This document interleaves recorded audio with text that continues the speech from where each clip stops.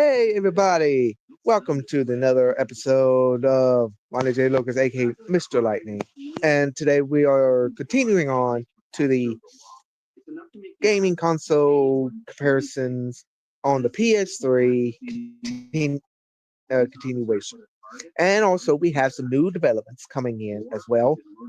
Just recently now I'm going to show a little bit more on the Star Wars plus new movies coming out, and of course so the upcoming new tier lists and stuff after the show. So after the console comparisons, hopefully we'll get more into it. For those, and also we will be discussing more on it later on today. Also, I have my friend here at this time. He's my co-host. He's going to be helping us out as well, and of course, so we're going to get some new developments as well, and he's going to show some of his insights, of course, and show us what's going to happen later on as well throughout the week, and also it's going to let us know about the shows coming out on next month for the Research Remaster streaming for the whole month as another donational stream, and we are going to be yes, he is here. Don't worry, he is going to I just did solo view for right now. Don't worry, he's coming in right now. Exiting solo view. Here he is. Hey everybody, it's Linkle.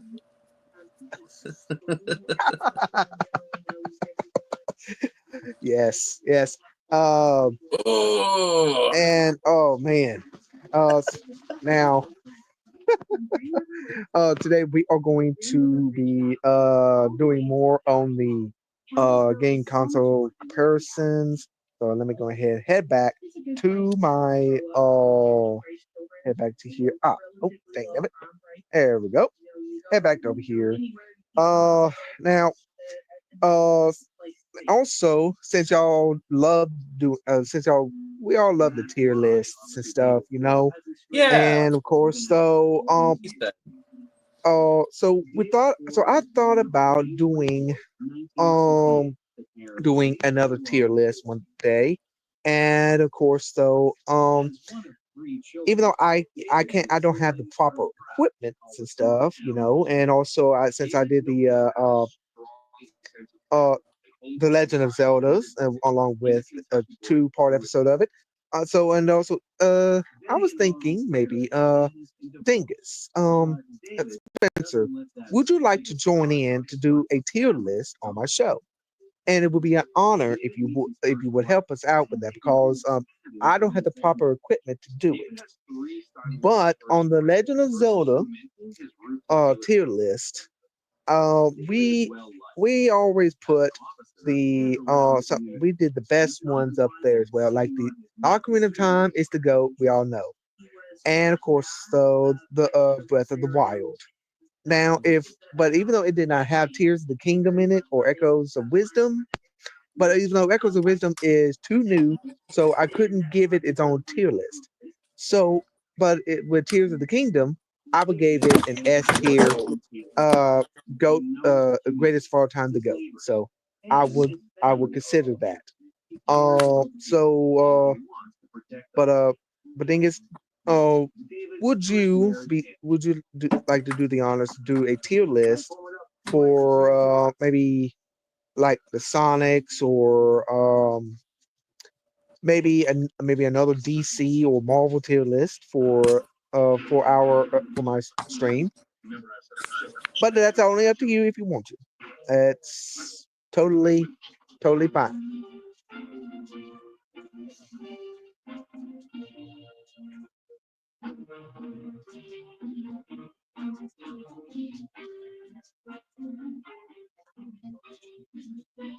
Whenever we get the answer back from Spencer, um, we also are going to be doing some oh, and also for those that wants to join in, I am going to go ahead and do this here. If anybody wants to, let's see here. Close comment. If anybody wants to join in, I posted this link to the chat. If anybody wants to join in, here is this is the link to if you want to join in, and if y'all want to join in on my show, I'll be really honored if you would. And of course, so we are pretty much in the let's see here, um the last oh during the last during the last show of the game console comparisons on the PS3, we stopped at on the S's. We done all of the Sonics, and also we did the I think we're under the sorcery or Soul Calibur stuff or South Parks. There's one called South Parks. Okay.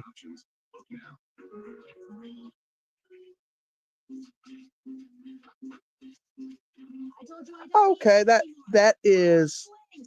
is totally fine. That's hey, listen. It's it's not now. It's not now. Um, but I mean, now Dingus, listen, before you do that tonight, okay, before you do that tonight, I want to ask you this here.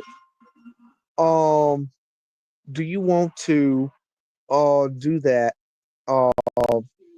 whenever, like on a good Wednesday night, and we could do that? I'm not gonna throw in there just yet, cause me and Patrick are going to do a game. We're going to do a game stream. Not game. I mean, we're going to do a tier stream on where do one for the Pirates of the Caribbean stream with all some of Frank's friends on the other server. Get some with Matt and all that, Mark and stuff. So but but I guess like whenever we do a Sonic the Hedgehog stream or like a tier list stream, or we could do a another type tier list. Um, but only when you have time. Only when you have time. Okay. Only. I would not go any further than I would not go any further. Okay.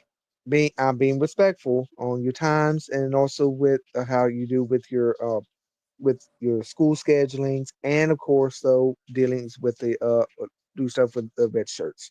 So just let me know on when you want to do it. Okay. So with that being said, um okay, Patrick's back. Let's see here. For those also that just joined in, thank you for coming in. Please let me know who you are, and I will address y'all in.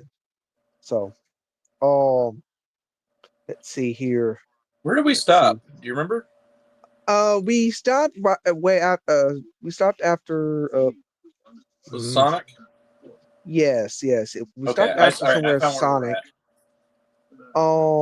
I think we stopped at around after Sonic Unleashed, but Yeah, that's right where we stopped. uh but here's this though, guys. For those that don't know about Sonic Unleashed, he's turned into a werehog, and he's just a recap of everything. For those that are not a very good of the Sonic, uh, the Sonic fans and stuff, Sonic is one of the good type of game franchises of all of Sega. And I promise you, if I were you, I would pick up a. Now here's this: if you don't have any of the older consoles, all you got is the new ones, like the Switch or the PS4, PS5, and everything, and you really want to figure out the how Sonic became to be, I would pick up Sonic Origins Plus. That Hmm. way you have the some of the retro part and see how it became.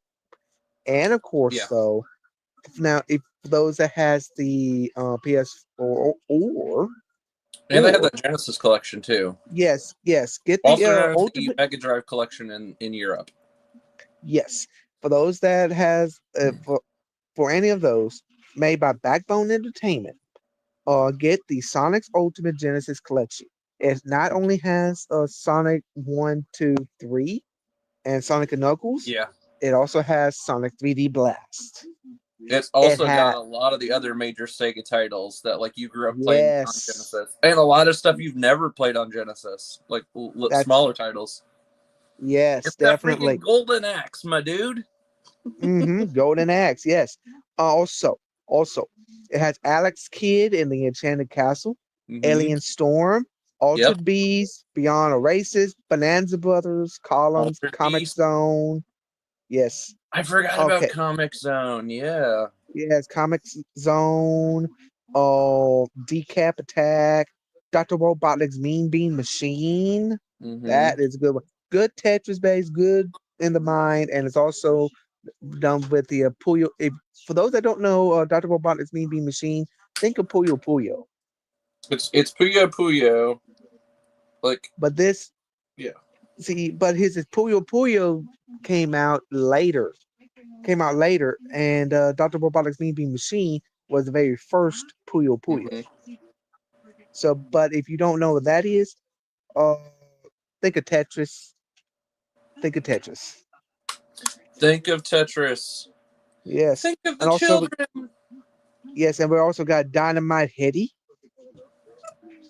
Dynamite Heady. Yep, yep. Yes, Echo the Dolphin, Echo the Tide of Time, Eastward City Under Siege, Fatal Labyrinth, Flicky, the arcade. Back in 1991, Flicky is where is by the Little Bird. Also got one called Gain Ground. Gain Ground.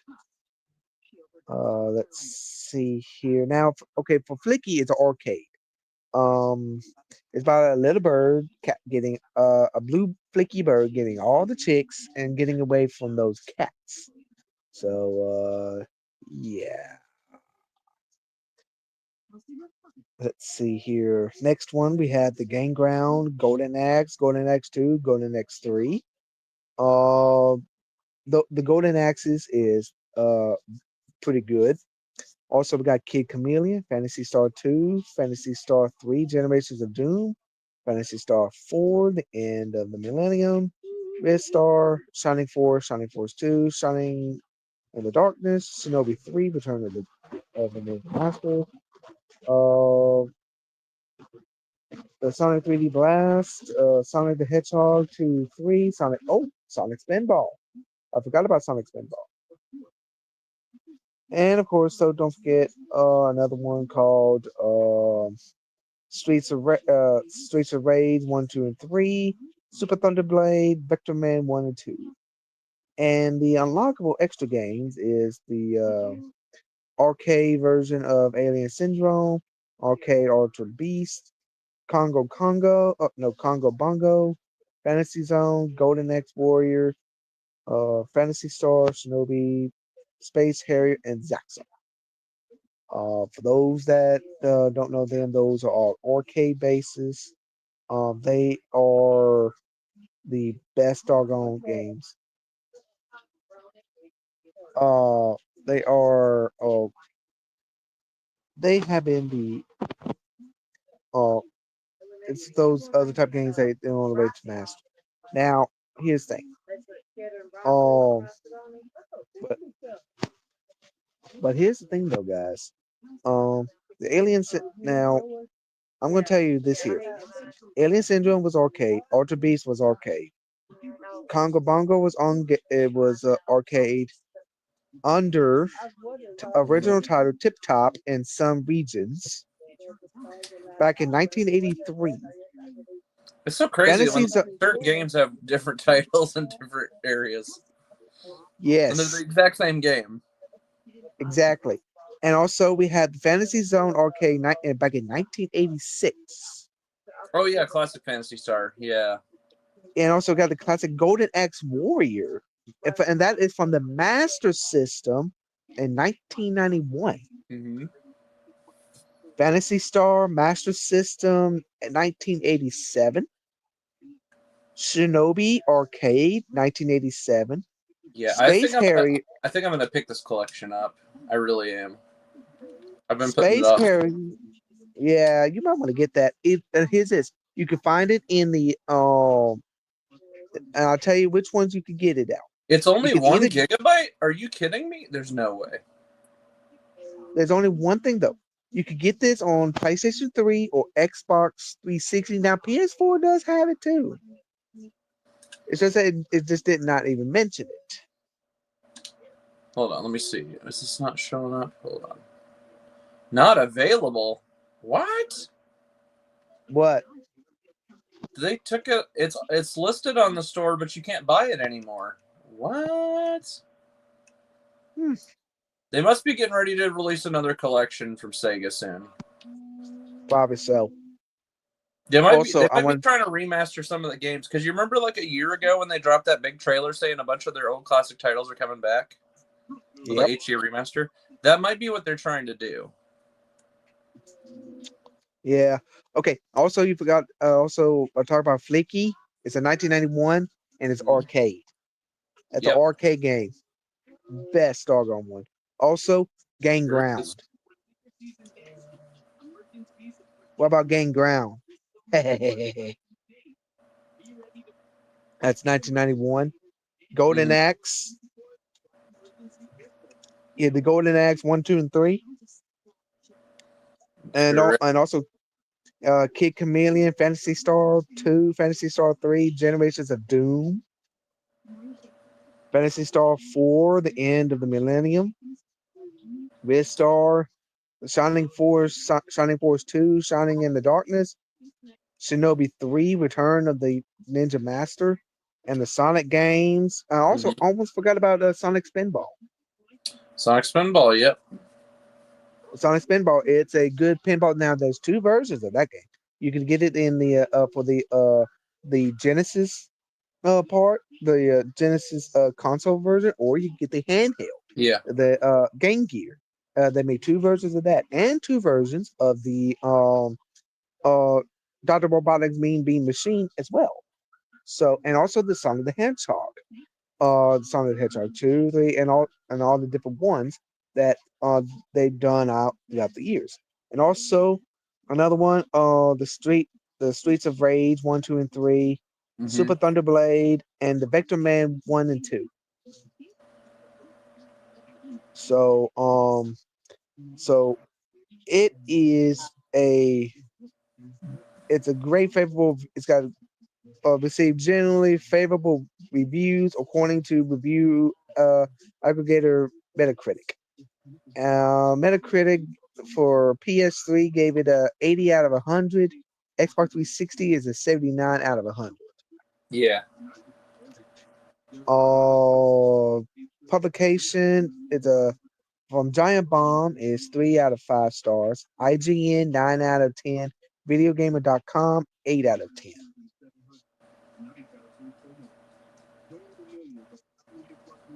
So it has it had some good stuff there. Let's see here. Yeah, oh yeah, it gave a lot of stuff, but it is the sequel to the Sega Genesis collection released previously for the PlayStation 2 and PlayStation Portable, but contains 16 more games. But that's why the Ultimate Genesis collection did that. So yeah. Yeah. I mean I loved it. I mean I played it and I beat all the good Sonics ones except for the first one because it was due to the first one is it's hard to beat in my opinion. Um Let's see here.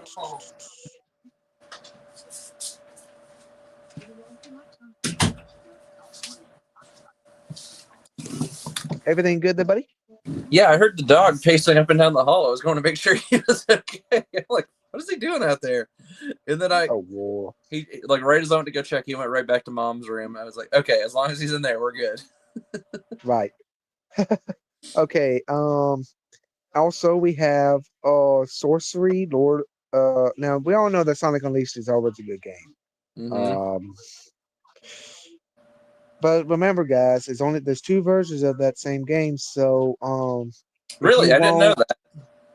yes, there's two versions of the same game. If you get the PS2 Wii version, you're gonna have it's like it's different. It's How very different? different. Okay, how to put this? It's it's not 3D, more or less. When you because when you have to like on the PS2 Wii version, you go to like different people. You go to talk to different people and stuff like that. That's one thing. Oh, But there's also, 3 versions. I almost forgot I about it. forgot They there's did a handheld. Gameloft did one for mobile phones. Yes, yes, I forgot about that one though. But I'm talking about in console versions. In console versions, there's two versions for two different for the consoles. Because they made it. Okay, let me tell you this here. Let me see here. The Sonic Unleashed. Let's see here. Let's It see is backwards here. compatible. Cool. Oh Yeah. wow! Let me. So apparently, if you have a Series X, you get a performance boost as of November 15th, 2021. So if you put your copy of Sonic Unleashed in, you'll actually get FPS boost and better graphics. Yes. And also, okay. Here That's are the consoles. Okay. Here are the consoles. Besides the mobile phone, you can get it from the mobile phone. Um. You can get it for the PlayStation 2, the Wii, the Xbox 360, and the PlayStation 3. The PlayStation 2 and Wii is the same. It's the same thing, and the Xbox 360 is different because of it's more RPG related and a little bit more of an open world. You play as Sonic or you play as uh Sonic Werehog. correct. So and from those. Now I have beat the PlayStation 2 versions of it, and it's pretty good. But the Xbox 360 is way more different. The reason why it's way more different is because the fact that it's got some additive stuff. Let's see here, but oh, let's see here. I think the let me see here. Let's see here. Sonic Unleashed is a 2008 platform game developed by Sonic Team and published by Sega. And Sonic the Hedgehog series. It Oh follows wow! Sonic Apparently, the 360 version is capped at 30 frames per second, but if you own the PS3 version, you can get 60 FPS. Yes. So technically, the PS3 version is the superior version to own. And I got the 360. I got the 360 though, but I might get Yeah, it for the PS3. Maybe I don't know. get that performance boost. Maybe. But I mean, I have to get everything set up Are you if going to be I that want to Sonic do that. collector that owns it on like every platform? I guess it would Well, have to be a game in the series you really love. I mean, I mean, if you want to do by comparisons and stuff, which one's better or not. I mean, yes, but I mean, you still getting the same type of open world. If you got two versions, you've got it's still open world. PS3 is still open world. Well, that's cool. I didn't know the game had DLC. That's cool. Some games do have There's DLC. extra stages. Yes, but since now the console is obsolete, you can't get the DLCs anymore. However, it is backwards compatible on the stores now. They relisted it, so you might be able to get that. Might be able to get those DLC now. That's on. I don't know if you can get it on the PS4. You can at least play the games, the base games. Whether or not you can get the DLC, that's a different question. But his Unless is, I they don't might have think patched it in. It might just download with the game now. I don't know. I doubt it is on the PS4 though. Mm-hmm. I doubt it. But I mean, it's. I don't know. I don't know if it's going to be on. I don't know if it's going to be on PS4 or not. But one way to find out is just look it up and see. But let's see here. Let me look real quick. I'll take a look. I'll let you know. All right. Let's While see. we're talking about it. All right. But right now though, we're going to. I'm going to keep going while he's going to look through. Sure. We got Okay, so it is selling retail. They do have it. You can still buy it digitally for $15. On PS4. I'm looking at the 360 one.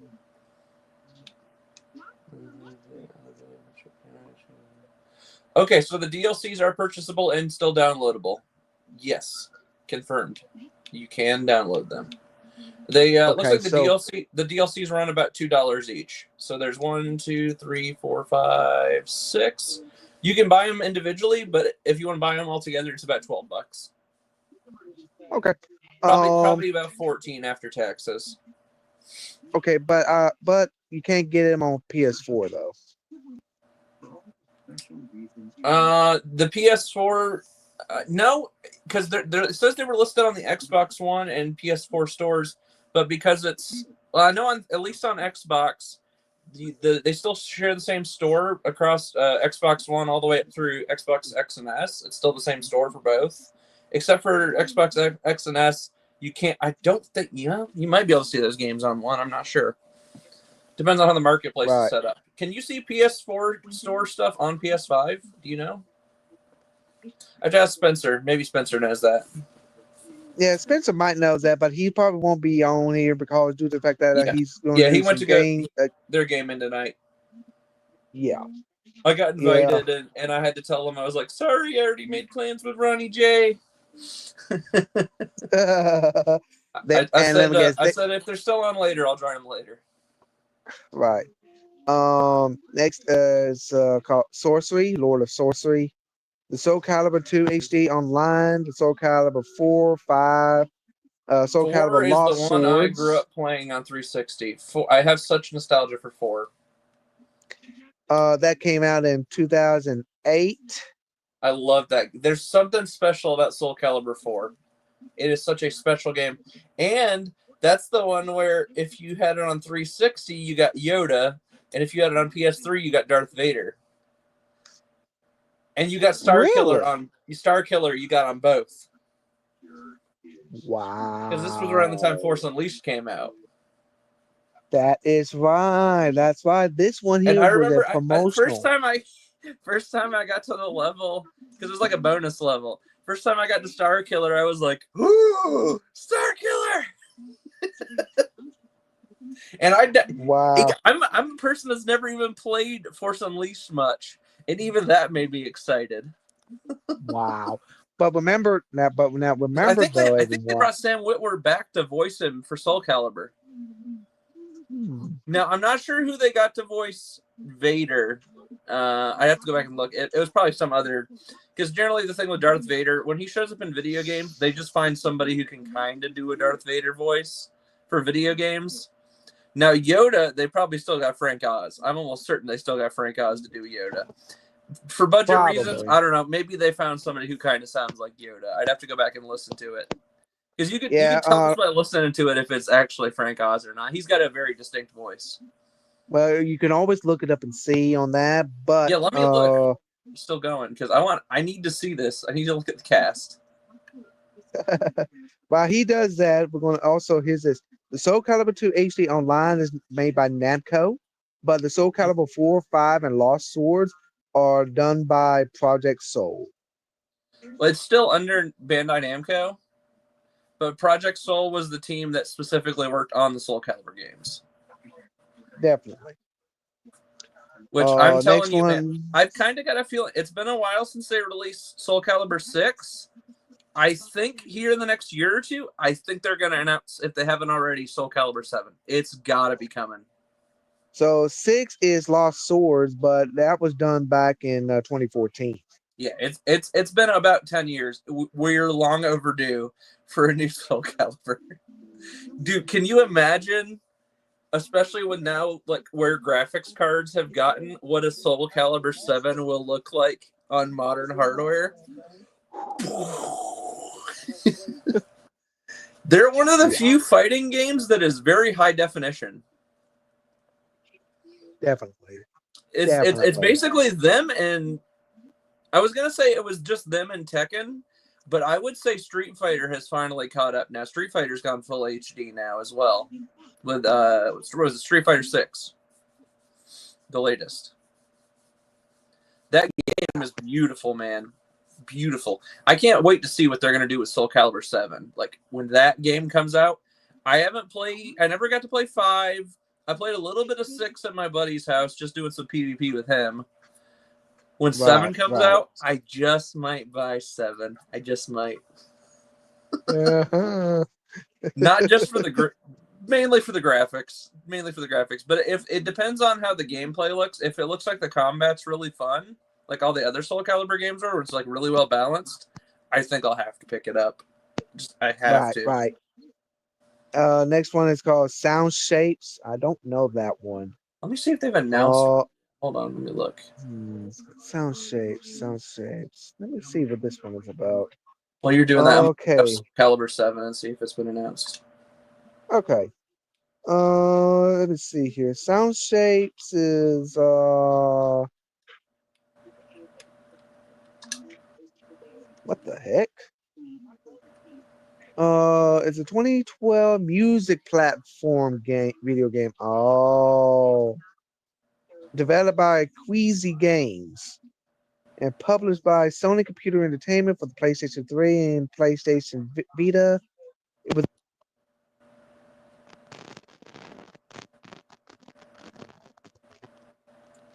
designed by Jessica Mack and Shahan Lim. Oh, that might be why they... Okay, that actually makes more sense now. What you got? So the reason we haven't had a Soul Calibur game in so long is apparently because I think Bandai Namco, as I was just reading this, they also do Tekken. So they got 2 fighting franchises. So what happened is Tekken is insanely still popular. But he said Soul Calibur has been going on around 30-ish years. And so apparently the Soul Calibur series in the last few years has seen a decline in players.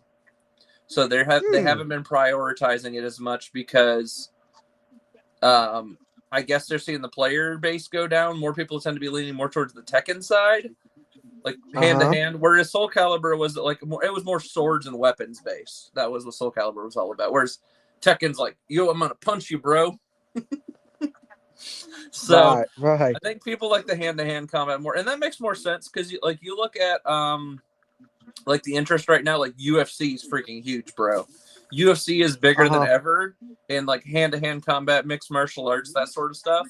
That makes way more sense in my head. I was like, that, and wrestling's gotten big again too with more grappling and stuff. I was like, yep, that makes sense why Tekken and Street Fighter 6 are doing so freaking well right now. It's just because that's what people like watching on TV. It makes sense. Whereas you see some dude with a sword or a pokey stick, that might not be as appealing, I guess, is basically what I'm trying to say.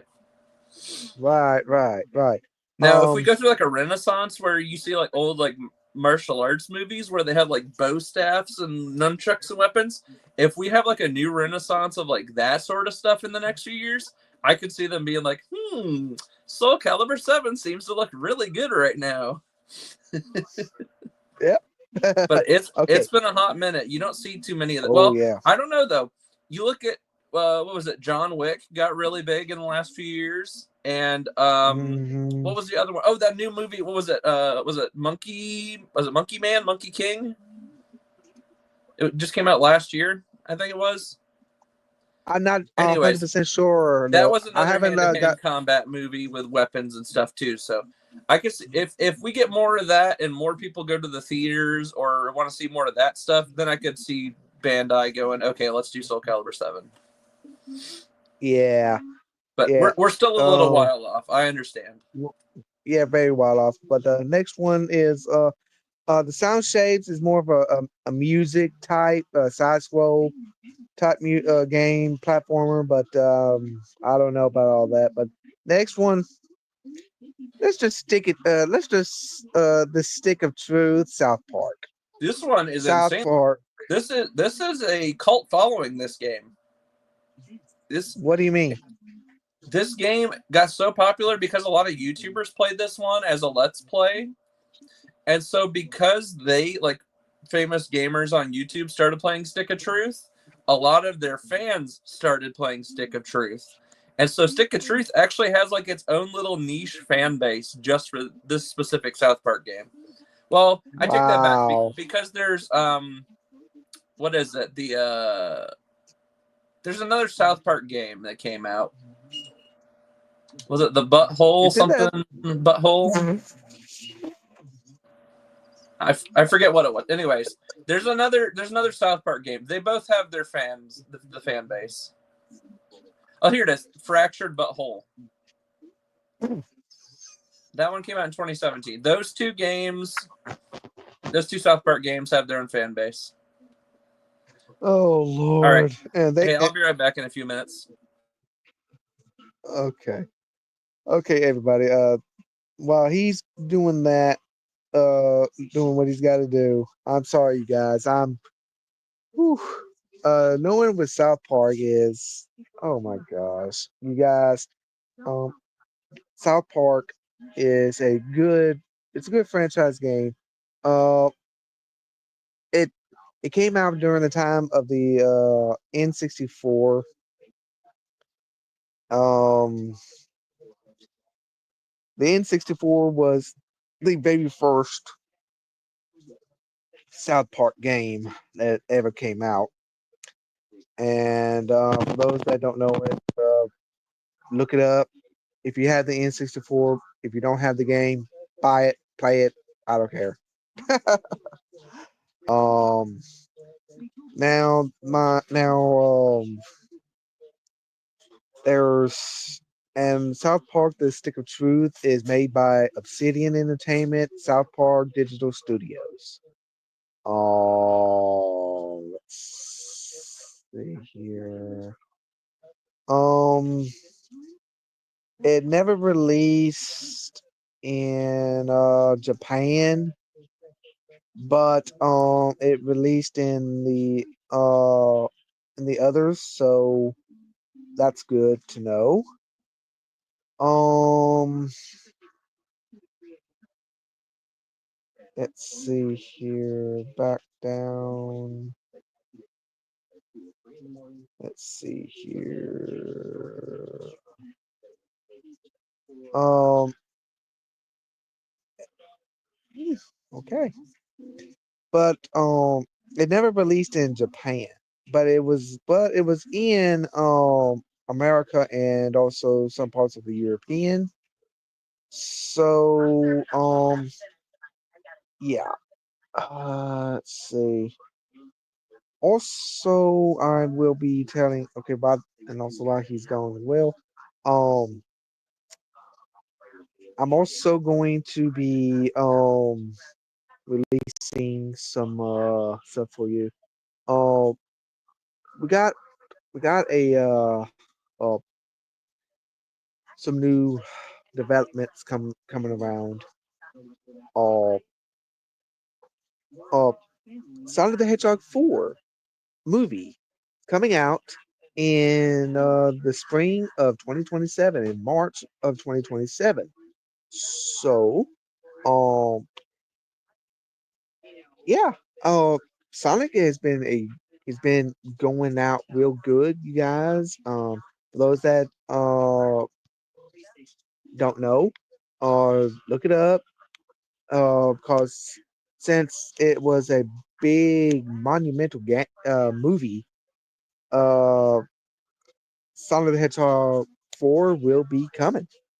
Paramount Studios already in the development. It's going to be a big, great thing. So yeah, it's going to be huge. Uh, Also, we do have uh, Donkey Kong Country returns coming in onto the Switch, and yeah, it's going to be good. And of course, so we do have some more other games, rumors, stuff. The rumors are that the PlayStation 6 it might be coming in development, might it be in the plot development, but I don't know how long that's going to be. It's a rumor right now. PlayStation 5 is still going strong. So, for that being said, though, for any of those that still love the PS4, um, still love the PS4, still love the of all them. That's fine. But the PS6 will be coming out. I don't know. It's still in the rumor stages. PS5 still going. Like I said, it's going way in there now. So give it. Let's give it a few more years for the PS5. Let's not. Let's not jump into conclusions. Ain't no telling when it's gonna happen. Plus, also Sony has been getting a little bit ahead of themselves. So because they're still doing stuff for the PS4 still, and also doing stuff for the PS5, so they don't need to be making any more consoles at this time. Let's give PS5 some room, guys. Let's give them some room. So, oh, let's see here. Let's see here. Okay. Let's see. Let's see. Let's see. No, no, no. Um. mm, oh, yeah. Right.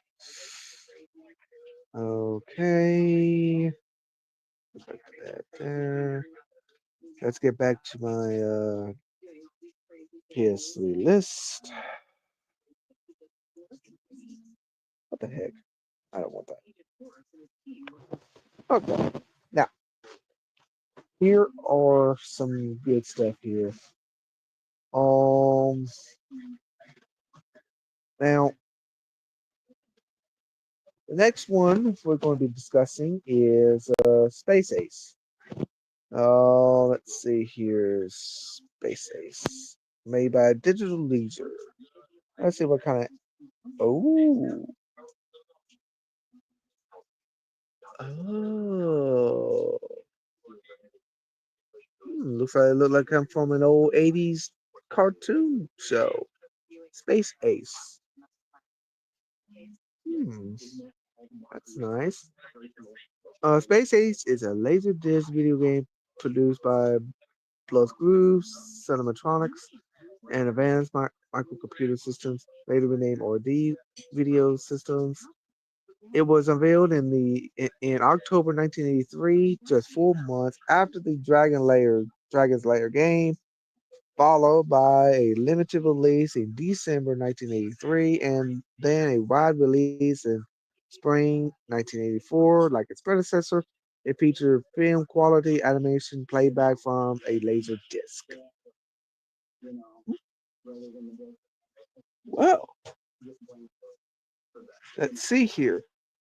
Platforms is under arcade, uh, Amiga, Apple, 3DO, CDI, Jaguar CD, Macintosh, MS DOS, Atari ST, Sega CD, DVD player, Blu-ray, huh? Huh. The Wii, DSiWare, iOS, PlayStation 3, Android, and also on the Switch. Huh, nice. Huh. Let's see here. What we got here? Uh,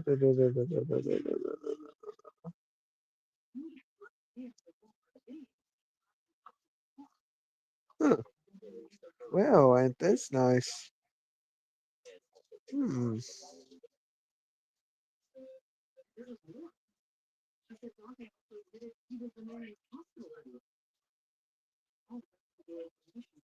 Uh-huh.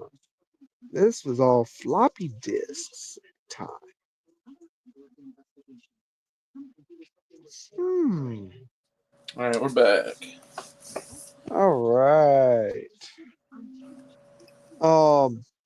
I'm on what's called Space Ace. And it's an old computer game. I've heard of that before. It's Space Ace is almost like it came right out of a old Is it 80s DOS? cartoon like a Yeah, it's an I think old this 80s. was DOS. Is this DOS? 1983. Oh, it Definitely. was a Laserdisc game. Yes, it was. Just 4 months after I the wonder if Dragon that's the Layers same game. team that made. It looks like Dragon's Lair. It is. It's like Yes, Dragon's Lair. Yeah. yes, it is. Um, the platforms is from Arcade, Amiga, It's the Apple. same team that made freaking Dragon's Lair, literally. Yes. 3DO, CDI, Jaguar CD, Macintosh, MS, DOS, Atari ST, Sega CD done it too. Sega CD. Wow, they did a version Um, of the home. yes, and also they also did a DVD player and a Blu-ray. It did Blu-ray. Well, it just uses the arrows. That's all you really need to play Yes, these sorts of games. So it's really great for DVD and Blu-ray because you can play it on your TV. yes. Also, uh, let's see here. DS Sideware with the Wii, the iOS, PlayStation 3, Android, and it's on the Switch as well. Oh, and it's 2 players. Yes. Yeah, the modes is up to 2 players, alternating turns. Um, let's see here. Wow, they actually used the staff at the studio to voice the characters instead of hiring voice actors to keep the cost down. Yeah, it's like Will Finn Wow. as Dexter, Baby Borf, Jeff Eder as Ace, Lorna Cook as Kimberly, The Don budget for the game Bluth. was $2.5 million. That's so small for a budget. Yeah. I think there was supposed I to be mean, a it's sequel not to it, Clerk's budget though. right? I think there was When supposed to be a sequel to it. And let me see. Let me you heard find it. Kevin when Kevin Smith made the movie, the first Clerks movie, his budget was like $30,000. Oh Lord. They cut Oh costs at yes, it every is. corner to make that movie, and it's so But good. actually, but here's this. They done it to But here's this. It was a floppy disk. It was floppy. It was I the see art. that 4 floppy disks for the Atari ST. Yes, yes, yes. Let's see here. There was a sequel to it. Let's see, but numerous versions of Space Ace were created from home computers and game systems, most of which attempted to mimic the arcade versions, lushly animated hand-drawn footage, with varying degrees of success, along with the floppy disk-based versions from for Amiga, Apple, Atari ST, MS, DOS, and Macintosh. Many saw issued a CD-ROM version featuring downsampled video from MS-DOS and Macintosh, which preserved almost all of the original Laserdisc content. A sequel, Space Ace 2: Borf's Revenge, was created and shipped on floppy disk for the afore, uh, aforementioned computer platforms, mixing new animations with scenes from the original game that were left out of the previous version Oh, due to large file size. Oh, and apparently, also, apparently there is a Dragon's Lair trilogy where you can get both Dragon's Lair games plus this.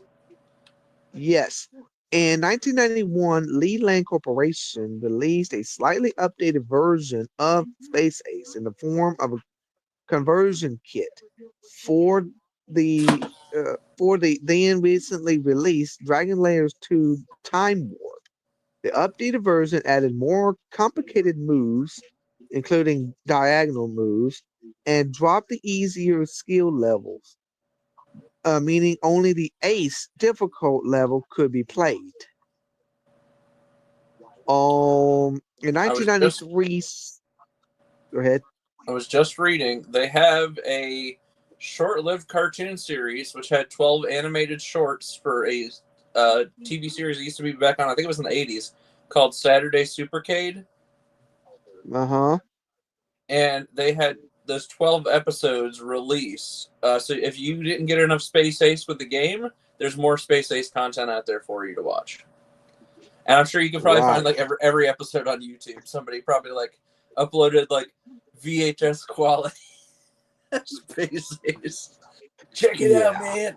Either that or, well, considering this stuff is on like DVD and Blu-ray and stuff, I wouldn't be surprised if like the team behind the game and the show probably uploaded that, or there's a way you can buy it now, probably digitally with full HD quality. There's Right. got to be. Right. Yeah. Yeah. Oh, I also and love how at the also, top of the article on Wikipedia, it says if you're looking for the member of the band Kiss, see Ace Frehley. Because I guess they called him the Space Ace. yes. Yes. And also, don't forget though, in 1993, Space Ace was released for the Oh, he was the Philips Space Ace. CDI. Uh, for Philips CDI compact disc interactive. It was later released on the Sega CD in 1994. Yeah. But also Space Ace was also released for the SNES Super Nintendo by Absolute Entertainment in 1994 under the same name. However, since a SNES cartridge has limited storage, it ended up being a top-down perspective action game with levels based on the scenes from the original. In order to see the credits, the player must get an ace rank on every level, meaning that they must have near perfect accuracy and collect all the discs found throughout the game. That is definitely a challenge.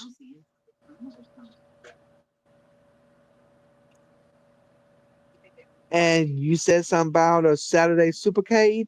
Yes, Yeah. as with Dragon Lair, a comic book miniseries incorporating elements from both the game and its Saturday Supercade version, such as Ace randomly changing into Dexter and back instead of Yeah, I think they were talking energizing about back that's into like a Ace. comic or something. Yeah. Yeah, was released in 2003 by CrossGen Publishing. Definitely. Let's see here.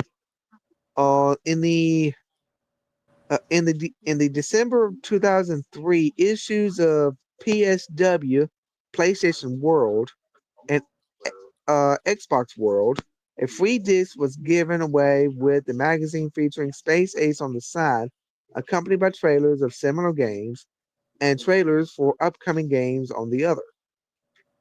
In May 2009, the game was made available on iOS. In 2010, Space Ace in October 2010, Space Ace appeared on the Wii as part of the Dragon's Lair trilogy, which also features Dragon's Lair and Dragon's Lair 2: The Time Warp. It was released late. It was later released in DSiWare in North America on December 6th and in the PAL regions on December 31st. Hmm. Wow. The PlayStation 3 port by Digital Leisure was released through the PlayStation Network on February the 22nd in 2011. There's that PlayStation 3 part. The Android was in 2012 via Google Play. It was made. actually also in August 2013, the game was made available through Steam. It was on Steam. Hmm.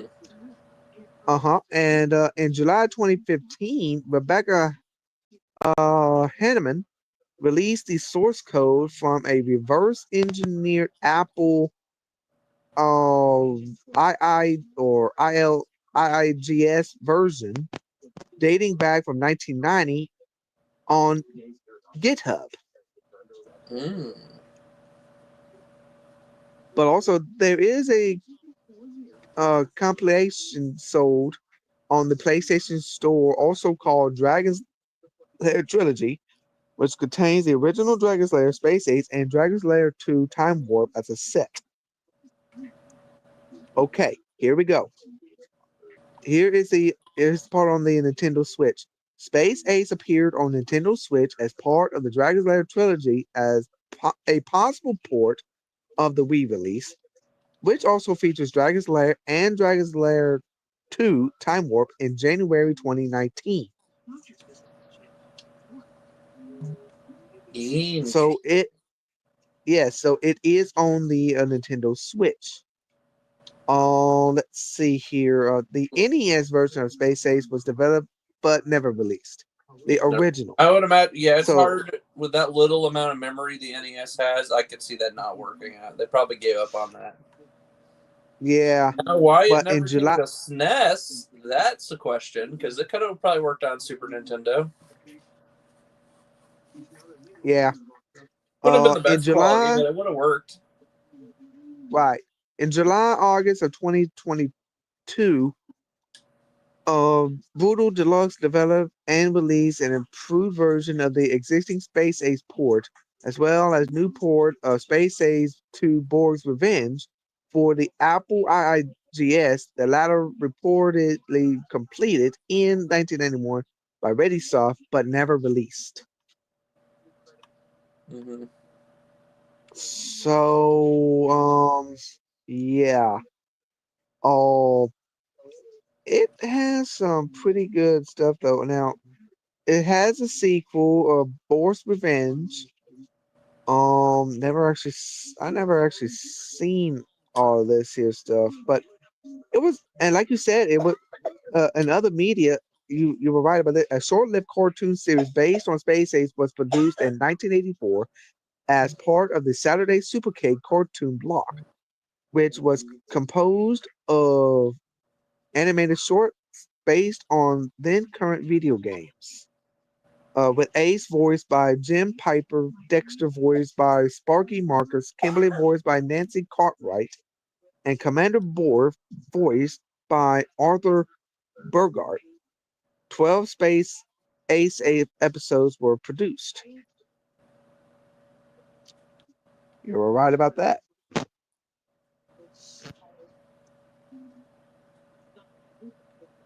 Huh. That was pretty good, though. Next one is Space Channel 5 Part 2. I'm not going to get into it. I never understood that series. Nope. Moving on. Next is Space Hulk, which I had never knew about this one. Space Hulk. Space Hulk. Okay. Turn-based tactics game. Oh, it was made by. There's apparently a tabletop Full game Control. made by Games Workshop. Games Workshop is the people that make Warhammer 40K. Uh-huh. So Space Hulk was based off of that, I guess. Oh, hang on a It is second. a chapter of the Space Marines battling grotesque aliens. So it's literally, I think, tied in with Warhammer 40K. Definitely. And the It is, platforms is under it is part of Warhammer 40K series. Correct. Yes. And Developed also in the UK engine. platforms. Yes, and also platforms. Microsoft Windows, no, OS X, iOS, Linux, PlayStation 3, PlayStation Vita, Wii U, Android, and it's also for the PS4. So if you're a PlayStation person, you can still pick this one up as well. Me on Xbox, I cannot. Definitely. No. Oh, let's see. It's also a single player and multiplayer. Yep. Turn-based tactics. Um, let's see here. Let's see here. Um, let's see here. The aggregator, Metacritic on the scores. The iOS gave it a 63. The PC gave it a 58. The Wii U gave it a 53, and Vita gave it a 51. Oh, so yeah, this one here has something though, but let's see here. The publication review scores. The Edge gave it a 5 out of 10. Like Edge iOS gave it a 5 out of 10. Eurogamer PC gave it a 6 out of 10. GameSpot PC gave it a 6 out of 10. Mm-hmm. GameZebo gave it a iOS gave it a 4 out of 5 stars. IGN PC gave it a 6.7 out of 10. Nintendo Life gave it a let's see here. What is that? 1, 2, 3, 4, 5, 6, 7, 8, 9, 10. So that is 1, 2, 3, 4, 5, 6 out of 10 stars. Nintendo Life. That's Wii U. Okay. PlayStation Official Magazine UK Vita gave it a 4 out of 10. Oof. Yeah, this doesn't look like it was rated very well. Now PC Gamer UK gave it a 64%. Pocket Gamer, the Vita gave it a 3 out of 5 stars. iOS gave it a 2 out of 5, 2.5 out of 5. Retro Gamer PC gave it a 62%. The Guardian PC gave it 3 out of 5 stars. US Gamer 3 out of 5 PC, and Huffington Post UK gave it PC gave it 4 out of 5 stars. It seemed like most people thought it was just kind of it was all right. Yep, pretty much. Okay, let's see. The next one is Space Invaders Infinite Gene. So I actually had to look this up. I didn't realize I got this as a free game back when it was on Games with Gold on Xbox. I actually got this. I just never played it. Oh, really? Space Invaders? I own this specific Space Invaders game. Oh, Space Invaders Infinity Gene, huh? Yep. Oh yeah. Space Invaders is a good classic old school arcade. You can get it for the Xbox 360 and PlayStation 3. Also, you get it for the Android and iOS. Oh wow, this game is rated really high. It's good. Oh yeah. Let's see here. Let me see here. Let me find the ratings for this game here. Soundtracks is. Let me see. Wait a minute. Yeah, there's the soundtrack for this game alone is over 2 hours long. Wow. Oh, okay. Hang on a second. I got it. The iOS. Okay, the reception it gave, the aggregate score from Metacritic, the iOS, PS3, and Xbox 360, they're all high. iOS You is the normally highest. don't see the iOS higher than the consoles. No, the iOS is 91 out of 100. That is high. I kind of want to check this game out now. Let me see how big is it, because if it's not very big, I'll re-download it. PS3 is 80 and Xbox 360 is 80 out of 100. Let me look here. Hold on one sec. Dang. Space Now, IG, Invaders Infinity G. Let's see, how big is this game? It is. IG, I can't believe it though. They gave it IGN gave iOS 8.7 out of a 10. Oh my god, it's less than 1 gig. That's crazy. It has 143 stages. Huh. Oh, That's here's relatively this. simple but fun. Hey, OneUp.com. Did you look at OneUp.com, their score? The PS3, Xbox 360 gave it an A- rank. That's really good. Yeah. Insanely good. But what can you expect though? Space Invaders came out dated back in way in the either back in the arcade time, like It looks like an arcade. Just from the pictures I saw, it looks like an arcade title. Like perfect for the arcade.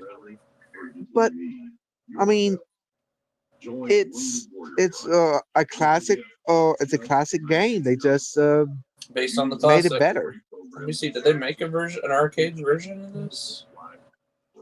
I mean Space No, Invaders console only. This one would have done really good in the arcade. actually Atari done that.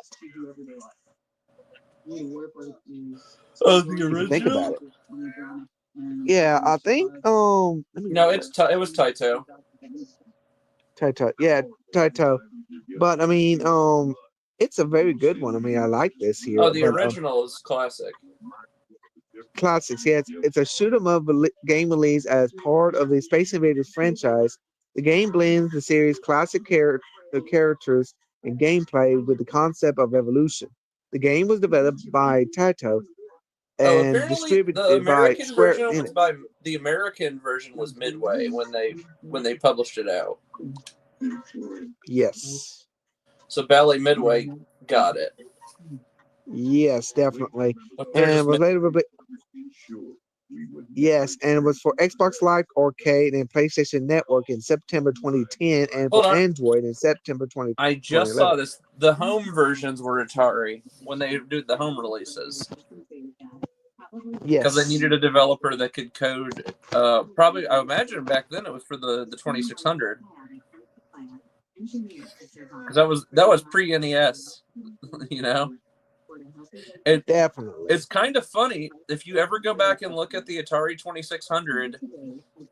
One of the actual the carts that people have the most nostalgia for is the Space Invaders cart. If you ever, and if I don't know if you ever noticed this, if you go into a lot of thrift stores that do carry some Atari games, you tend to see Space Invaders on their shelf. And it's one of the Atari 2600 games that people actually want to have in their collection. Right. Okay, the next one is called Spare Parts video game. Made by EA Brightlight. I'm trying to look who EA Brightlight is. Let me look up. It's a platform game, video game developed by EA Brightlight and published by Electronic Arts. It features cooperative gameplay for up to 2 players. Players can unlock new abilities, which can be upgraded, and can also unlock new characters to play as. Oh, it was the story for revolves. Okay. They became EA UK. And then I guess they did away with that too. Yeah, so but they worked on the Harry Potter games under EA. That's cool. Right. Platforms PlayStation 3 and Xbox 360. Ratings for them was not more like meh, medium, more or less, maybe I don't know. Simon Pegg was in the cast. That's cool. Huh? Simon Pegg was in the cast for this game. Ah. You know him better as Unkar Plutt from Star Wars: The Force Awakens. Yes, definitely. I know who he 50 is. portions. Uh-huh. No, Let's see 60. here. 60 portions. Here's this. Spare parts. The reception it gave, it was mixed reviews on both platforms, according to the review aggregator website Metacritic. It was 53 for PS3 and Xbox, and 52 for the Xbox 360. In its first 2 weeks, spare parts moved over 15,000 units. That number increased to 34,000 units as of year end 2011. Publication Eurogamer, none available for the PS3, but the Xbox 360 gave it 4 out of 10. Game Informer was 6 out of 10 for both sides. GameSpot 4.5 out of 10 for both sides. IGN 4.5 out of 10 for both sides. The PlayStation Official Magazine Australia 5 out of 10 on PS3. The PlayStation Official Magazine in UK was 6 out of 10 in PS3. Official Xbox Magazine UK was 5 out of 10. The US was 4 out of 10 for Xbox 360. The Power GN was 5.5 out of 10 for Xbox 360. PlayStation, the official magazine, 5 out of 10. The AV Club, not available for PS3, but it gave it a B plus for Xbox 360. And Metro was NA, not available for PS3, but 5 out of 10 for Xbox 360. Hey, Midwest Hound TV is here. Hey, what's up there, Mark? Or Zach? Hey, I call him Zach. Mark, but his real name's Zach. The only reason I called him Mark is because we had 2 Zachs in our virtual airline. Okay. Hey, Zach. How you doing Hey, today, buddy?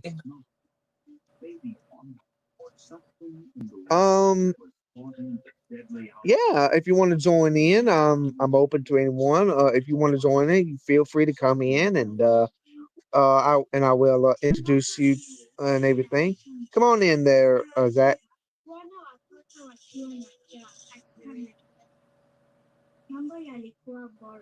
Um,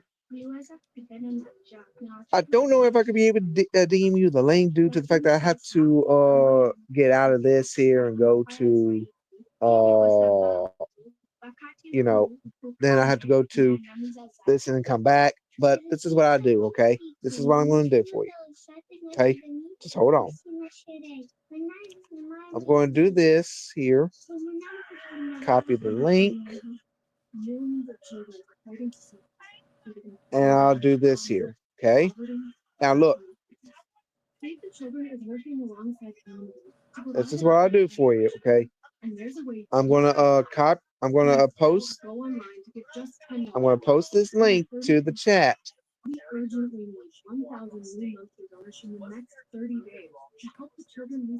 Okay. Go under your right there. It says with my name. It says StreamYard.com. Go to click on there, and then you'll be able to get in. Okay. Go ahead and start doing that, and I will add you in. Please call or go online now with your monthly gift of just $10. Thanks to generous government grants, every dollar you give can have up to 10 times. All right. Once you get in, go in and everything, it will show up on the guests, and you will be in backstage. And let me know when you are in backstage. Oh, there he is. Hang on one second. I got it. Now, everybody, we're going to have a guest coming in at this time to join in for us. And his name is, from the Midwest Hound TV. And also, his name's Zach. He's a good friend of Patrick, again, in 136, and a good friend of our good, loving friend, Frank. So, let's bring him in, shall we? What up, You boys? are It's live. Zach! What's up, buddy? Tired. You look like somebody hit you upside the head with like a sledgehammer. I feel like that. I just had Special Olympics basketball practice, so yeah. See, that's how I looked when I Oh. woke up tonight too. Oh man. Once I got some food and Zach, caffeine in me, though, I was like, "Yeah, let's go." Zach, it is so good to see you. How you doing today, buddy? Besides being sick, besides being get conked on the hammer. I'm all right. It's just how. So when I run into cold, well, when it's cold outside, the atmosphere is so thick. It feels like I got bronchitis, but I don't. And then after I run and sit, I just start hacking. Hey, But Zach, you might want to check What's your up? settings. It sounds like it's pulling audio from your webcam. I am mother trucker. I just realized I was like, "Oh shit!" Oh yeah, I mean, noticed that too. The hell? well, as soon as you get that, Test. we're doing the. Oh, so much better. Listen to him. Yes, He's got a beautiful yes. voice. Here we go. Well, hi. There you go. You got it now, Zach. Good job. Everybody, this is Zach. He is now joining us on the J Lucas. Yeah, it's just Lightning been. Show. I've been like having ups and downs lately, so That's understandable. and that's also, why guys, I haven't even. I started it, but yes. I have right now. I already have an hour and 15 of minutes of saved already of number part 1, and Nice. I still have to add the ones that I kind of had to restart the recording again. Oh, Oh, yeah. Lord. Guilty. I hate you for that.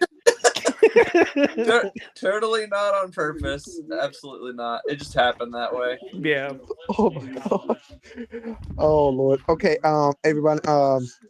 For those that don't know, this is Zach. From also that knows Frank, our good friend that joined the Lord and everything, and also we're going to be discussing some tier list stuff, and also I was wondering if that Zach this is where me and Gannon got into this here thing last time, and I did a tier list for the Legend of Zelda and everything. Oh, which, that was so much fun. Oh yes, it was good. And here's this of the CDI stuff for Legend of Zelda games. Trash. We put them right in the trash category. Everything from the Panasonic 3DO was like immediately in the trash. It's like, nope. Bad. Can we talk about what they're trying to bring to from a PC game to PlayStation and Xbox? American Truck Sim. Well, it's about time. The only thing that sucks, but it's going to be limited on console, though. Yeah, and you probably won't have any. You probably won't have any online multiplayer. I would imagine either. It's probably single player. You may. I think. But I'm sorry. I gotta get a PC so I can get my Truckers MP back.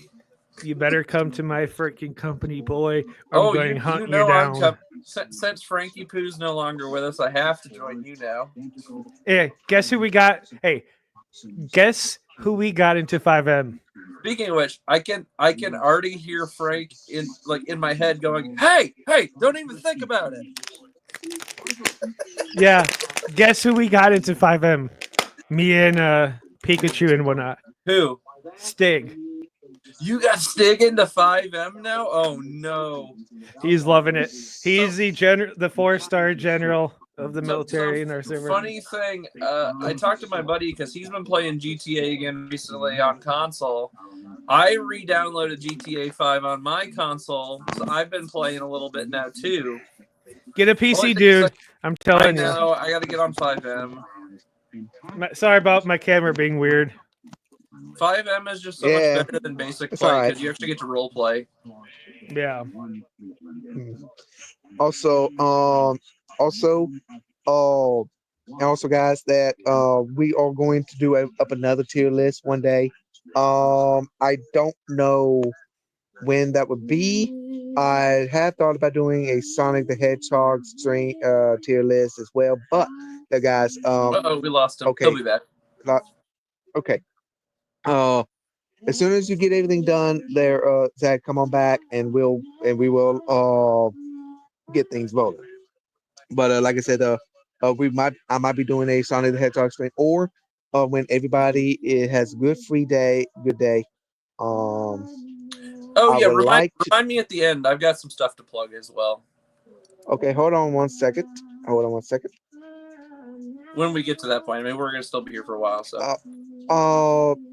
Take your time. Take your time, Zach. Just whenever you get your webcam, everything done up, come on back, and we will have you ready. Okay, don't worry. I think as long as you refresh, it should let you back in. Yeah. Okay. He's Yeah. going Sometimes to if you relog. refresh the browser page, it'll relog your game. And if that doesn't work, then yeah, you probably have to cut your browser out and then Right. pull it back Okay, up there again. he is. Yeah, I know. There he is. StreamYard gets a little wacky sometimes. Sorry, I didn't mean to say Definitely. knack. I don't know. Just Yes. Yes. Also, Zach. I know that with timing and everybody's schedules, work schedules, and everything, but I was hoping maybe one day we could do uh the Pirates of the Caribbean uh tier list show. And also we do have a Pirates of the Caribbean game for the PS2 and everything. But also, but I want to know, uh, would you like to do the honors to do a tier list one day, either on my show or we do one on your YouTube show? And we do a Pirates of the Caribbean in honor of Frank because he is a Pirates of the Caribbean fan. So you could do that. I have an idea what we can do, but you could host it. On my end, without me streaming on my channel, but you could stream it. But for what I pick, Need for Speed tier list. Oh, Need for Speed tier list? Yes, ooh, I all would the play Need more for of the game. Speed tier 'Cause list. I haven't played enough of them. I And I haven't have- Also, I'm I played gonna much say. of those. I Also, have I'm no gonna say excuse that. 'cause I have the two- EA pass. What was that? I have no excuse because I have that EA pass as part of my Xbox Game Pass. Come on, dude, So I can play all get with it. But Well, here's the thing. I'll I tell played you. a few. Except for Hot Pursuit 2. I want to play Hot Pursuit 2, and I love that game. Yeah, I'll tell you two. That's on my number 2 and number 1. Number 2, Need for Speed Underground 2. I have first one. Need for Speed Most Wanted is Hot number Pursuit 1. I have 2 played is that. my S tier. And I have a whole. Oh, and what ties number 1? Need for Speed Burnout. Burnout. Never heard of Burnout. it. Look it up. It's Okay, where and you also so it's where you're a cop, but it's a demolition derby kind of thing, but you're a cop car chasing racers, and you get points for it. I really need to play these Need for Speed games, the newer ones. also Need for Speed The Run. What do you think about the newer ones, Zach? Like Heat and Unbound. Yeah, I like the OG ones. See, I'm the OG Oh, yeah. guy too. Yeah, I like the OG stuff too. Yeah. But I have to say this here though, guys. That we're still doing console comparison, but as soon as they're going to get into more discussions, and also for those in the comments, type in what tier list stream you want me to do, Or us to do. or what you want us to do as well. Because what I would like. Sorry, go ahead. You want us to do like a Sonic, Star Wars, or any movie franchise ones like the Marvel, DC, or any type of game franchise you want us to do. please feel free to type in the comments below or go on to my community page under this here. Go to comments, type in, and I will look into it. And also you can go to Gannon 136's part there and let him know on Discord and also Facebook. And also my You can new follow guest me. here. Yep. Follow me on X at Midwest Home TV on X and Have you Instagram. on X? Mhm. And of course, so don't forget Have though, you? you can also find Gannon 136 on Red Search Remaster, also on Twitch. So feel And free Twitch too. to hit him up on that. And also for those with Zach, also he's also on the Frank Discord as well. So There's please I am a as bad Mark. friend. I just followed you. You suck. Check. Do you subscribe to my YouTube channel and Twitch? I know you are with Twitch, I believe. Twitch, I believe so. YouTube, I don't. Hold on, let me look. Oh, but here's this, No, Zach. I'm on Once I get a chance to, I will look you up on YouTube if I haven't Hey, no subscribed or worries. follow I'll you, do that later. and also I will find you on Twitch as well. So and everything, but if I had to do up my little thing, and also Hey, no Zach, worries. my birthday is coming up, When? so I will be So is in mine. 2 days. In 2 days. Mine's going to be beginning of next month. It'll be a week from the 29th. Oh, what the I'm frick on. just fell? Ow. I'm January the 24th. Yeah, my mom's is the 29th, so mine is. I think I was originally supposed to be in January or Yeah. later in February. I know that. Yep. Okay, Ronnie J's joining but- the Dirty 30 Club. Who is he? Oh, Lightning. Yeah. Hey, all I'm gonna say is hope you enjoyed your younger years, because it Once you hit doesn't 30, get any you go, better. damn it, I miss it so much. But don't worry though, I have I did plans. get a little depressed when I hit 30. I'm like, my 20s are over. Yeah. And then But, you realize the you're next- like, I still feel the same. It's all whatever. So right now, Zach, we're doing the PlayStation 3 game console comparison, different games that goes along with it, and also some comparisons. We have done the PS1 games and also the PS2. And PS2 was long, man. I mean, it was long. Due to the fact that the PS2 had over, Lord have mercy, so many titles. Thousands of titles. Not hundreds, thousands. PS2 had a long span. And it's probably the most greatest popular game system out there. Yep. Still the most popular. So I still have mine in the but closet. big box or slim? Slim. The OG Me too. one. The OG Slim. Ah, yes. But I need the Also- power cord and a video cord. No, you need a power cord and you need a wait a minute. I'm gonna ask you this here. Do you have a PS3 or a PS4? Mm-hmm. Do you have the power cords for them? Mm-hmm. You can use them to for your PS2. Nope. Mine comes with, it's a dual thing. Mine's a slim, not the thick. Oh, wait a minute. You have the power box thing. Mm-hmm.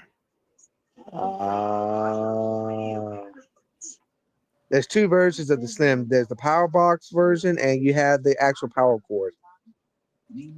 My first PS2 Slim came with the power box, but then my second one came with the just the power cord. So yeah. Yeah, I'm keeping it. I don't care.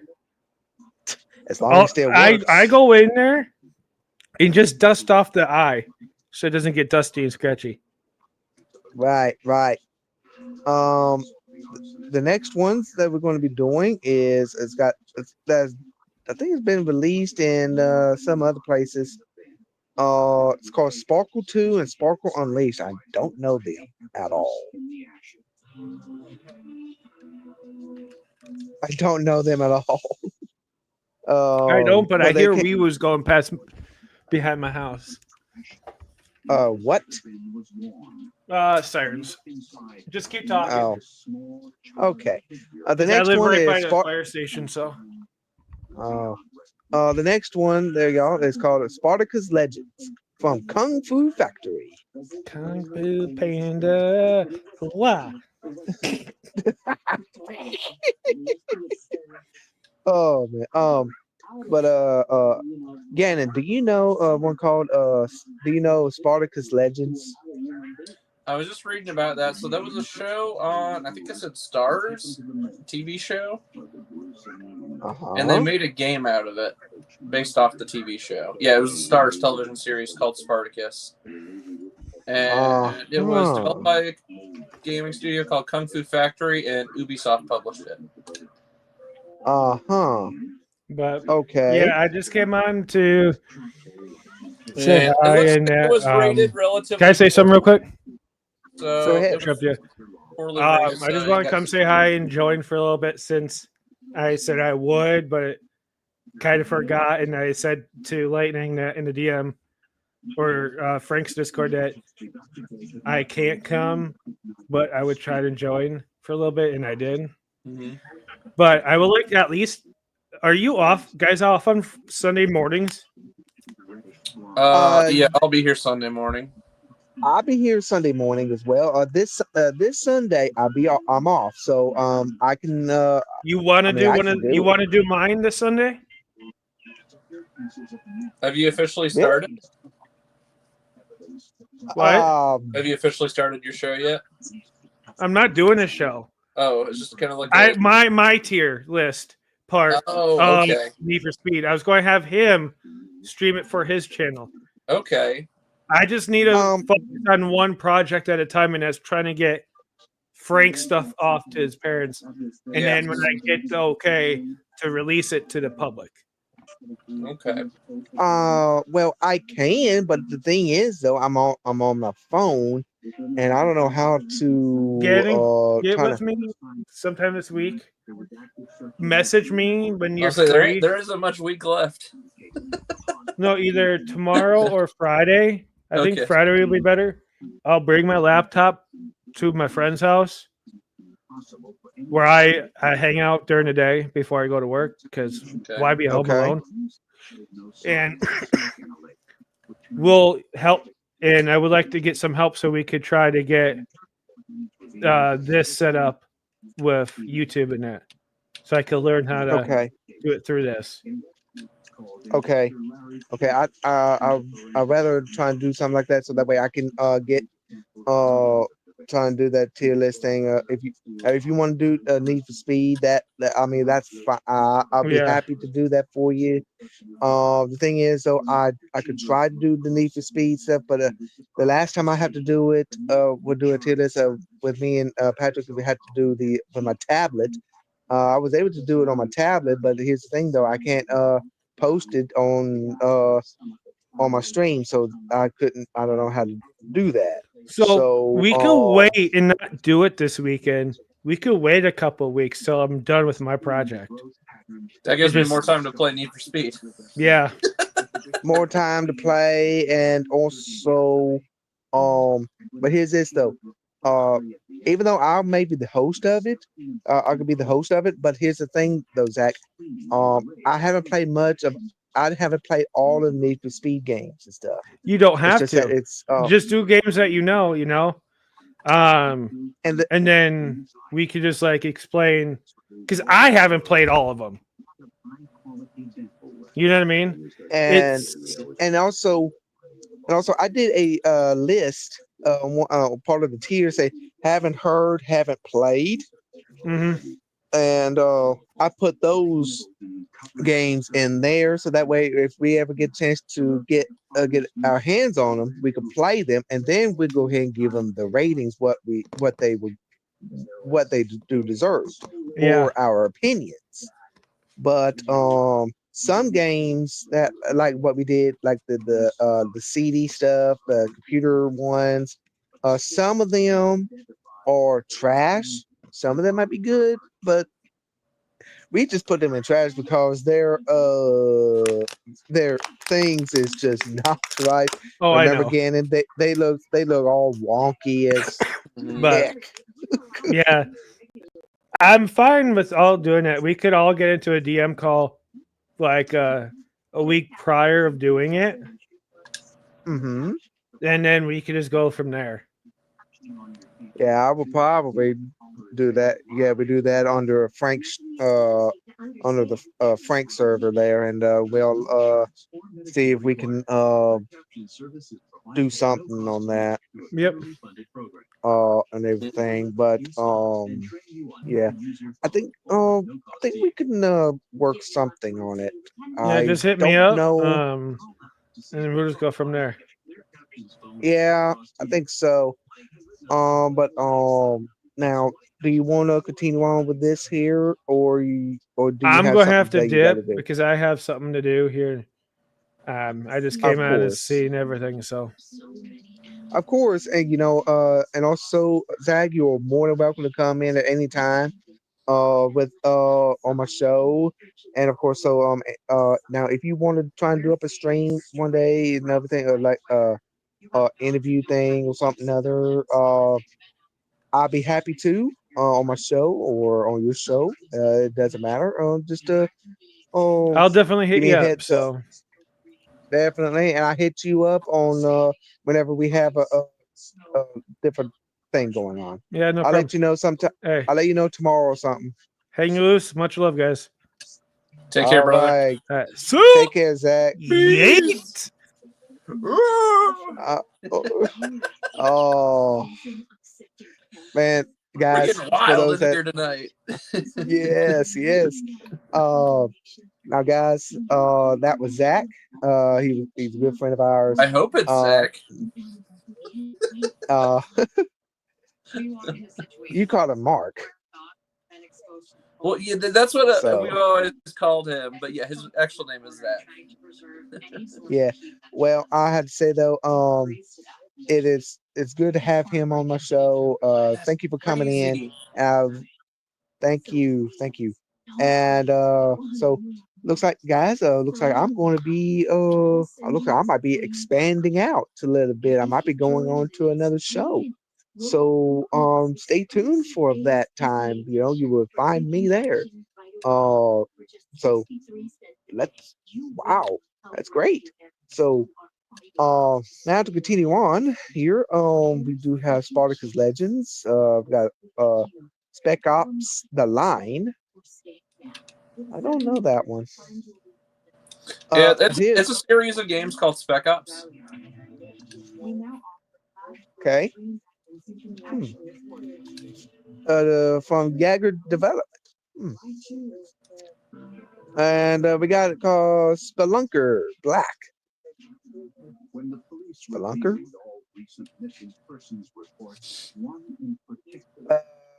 What the heck is a Spelunker? It's a series of games. A spelunker is typically one of those people that goes into like a cave with the little flashlight on their head. Oh. So spelunker, I'm assuming, is that it's probably a platformer if I had to guess, right? Let me see here. Spelunker Black.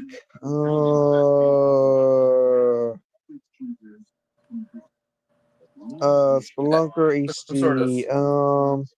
Some sort of platform. Oh, Yeah, it's it's a for platform. PlayStation 3. It's for PS3. It's a remake of the 1985 NES game Tim Burton's Spelunker. This 1983 game is set in a cave with the player starting at a cave entrance at the top, and the objective is to get to the treasure at the bottom of the cave. Yeah. Not much on that. It started on Atari's 8-bit computers, the 400 and 800, and then was later ported to the Commodore 64. And was released on arcade in 1985, on the NES in 85, at the end of 85, Japan in 87, and sorry, 85 in Japan, 87 in North America, and then later on the MSX computer in 86. But Spelunker Black came out on Japan in 2010 and January 7th. Cool. But also it stayed in Japan mostly because it never made it out to US, except for Spelunker HD and Spelunky. Spelunky is a different game. Out in Spelunky is a completely different game.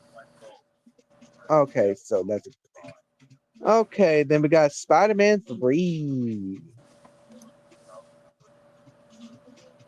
Oh yeah. Which, as I recall, this 3. one was generally pretty well accepted. As I recall. Did you get Spider-Man 3? Spider-Man in the black suit? Definitely. Although there was 2 different, I think they made different versions of this game. Wow, there's 1, 2, 3, 4, 5, 6, 7, 8 different platforms for this game. Definitely, they got from Treyarch's in a Treyarch NGL. Let's see here. The engines was Treyarch NGL, PS3, 360, Windows, Bizarre's Visions, Alchemy, PS2, PSP, Wii, DS, and Game Boy Advance. But in the platforms, it was PS3, PS2, which I have. I have PS2 version of which that. Apparently the PS2, Wii, and PSP versions were considered inferior to the other. Looks like PS3, Xbox 360, and was that it? Windows. But they said the Wii one, what was it? The Wii one is all right because it had the nunchuck and functionality. But yeah, apparently PS3 and Xbox 360 were better. So I'm gonna have to find the Xbox 360 version for that. They said the game was criticized for not having the same version on each system. Apparently had a lot of glitches. Which one has more glitches? All of them. Except that it seems like the DS and the GBA one, that's obviously a completely different game. Okay.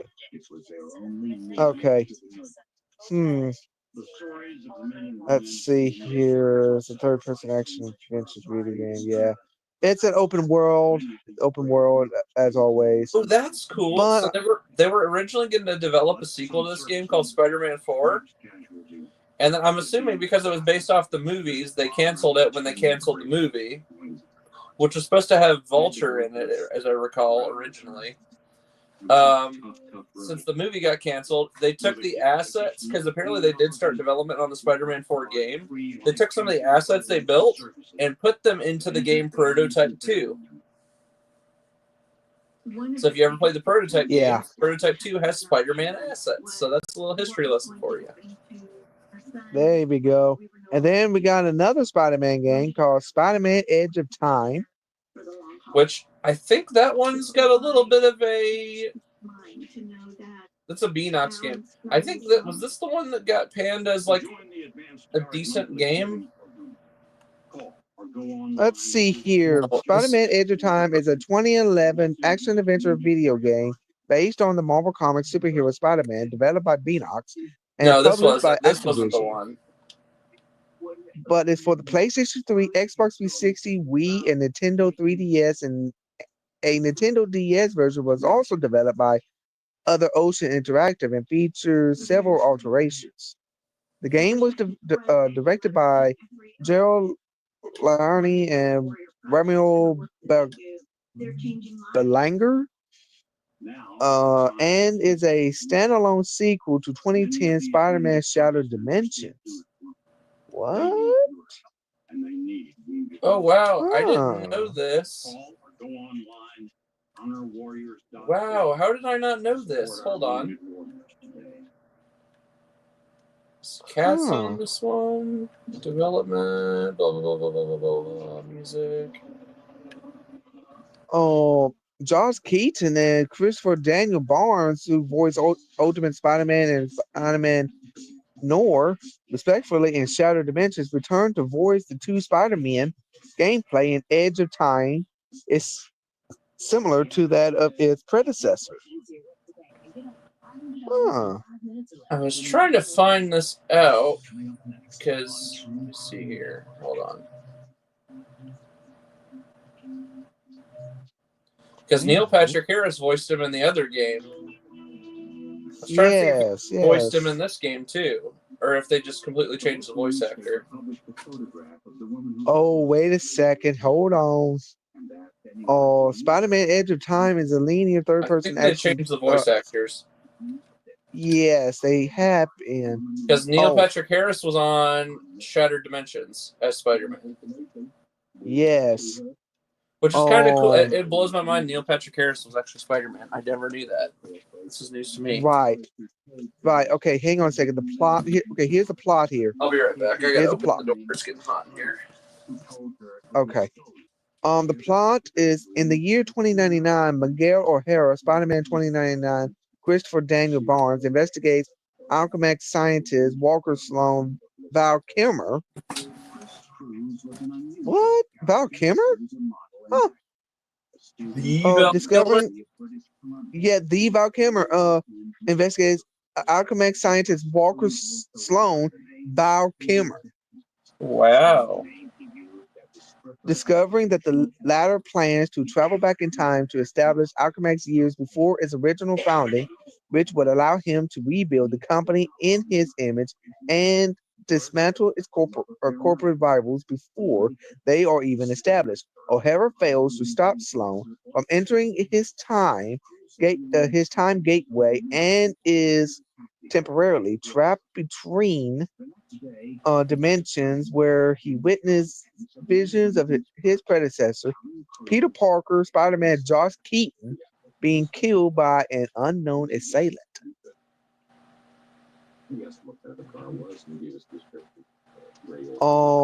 And also returning to an altered version of 2099, an unaffected O'Hara uses Parker's DNA from Alchemax archives to establish a mental chrono link between them across time to warn Parker, now working for Alchemax, of his impending death.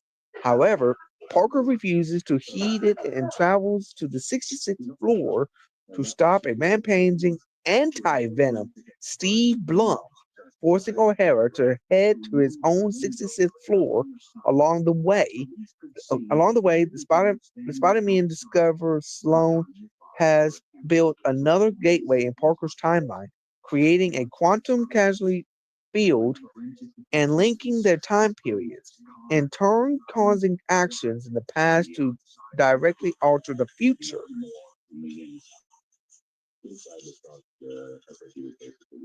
Arriving at the 66th floor, Parker finds himself confronted by anti-Venom, Sloan, and Alchemax head scientist Dr. Otto Octavius. Why am I not surprised?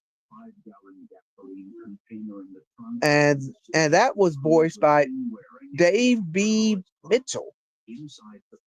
I was just looking him up. He's the voice of Knuckles in Sonic the Hedgehog games. Yes. Since 2000. So what is that? Is that Frontiers? No, Sonic Colors probably. Probably. During the Boom era. You know what? I bet that is in the TV show too. You're probably right. Yeah, because if you think about it, though, Sonic Colors and Sonic Frontiers has the same actor. Oh, it said it started with Team Sonic Racing. There it is. Yes. He battles Anti-Venom, who drains his powers to the point of death. Before Anti-Venom can kill him, O'Hara pulls Parker through the gateway and places him in a containment unit to heal while he travels to the past and defeats Anti-Venom. breaking the chips that allow Sloan to control him. Furious at Sloan for using him, Anti-Venom attacks Sloan and Octavius and inadvertently pushes all three into the gateway, destabilizing it and trapping the Spider-Men in each other's time periods. Dang. While attempting to repair the gateway, O'Hara saves Mary Jane Watson, played by Laura Vandervoot. Vandervoot? What a name. From a near-death situation, and Parker fires 2099 clones of Black Cat, Katie Sackhoff. Yeah, you know her better as Bo-Katan from The Mandalorian and Clone Wars. Oh, That's her. That's Katie Sackhoff. And she was okay, in gotcha. what was she in? She's known for another show. What was it? Battlestar Galactica, the reboot. Oh, okay, gotcha. Yeah. So, but yeah, she's yeah. known for Mandalorian. She's the one with the Right, red right. hair. She's easy to remember. Yes, definitely. Let's see here. All the while, both Spider-Men find themselves attacked by interdimensional tentacles. Oh my gosh. Using Alchemix's archives, Tentacles. the get a little kinky there. Okay. Let's see here. Guys, the Spider-Man successfully fixed the gateways, though Parker encounters his future self, who used an anti-aging drug to become Alchemix CEO and wishes to use Salone's portal for his own ends. Wow, I had to say this game here looks pretty this one here kind of looks more or less like oh wow. Let me see here. Let's see here.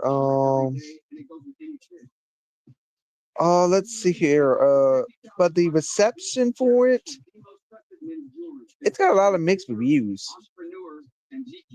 The mixed reviews for from Metacritic from 3DS is halfway, is 50. DS is 50. PS3 is 58. The Wii is 62, and Xbox 360 is 57. That's pretty median. Huh. That's just huh.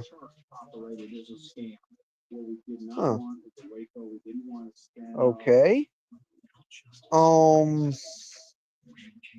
Destructoid is 5 out of 10. Game Informer was 6.5 out of 10. GameSpot was 6 out of 10. Games Radar Plus was 3 out of 5 stars. Giant Bomb was 2 out of 5 stars. Dang.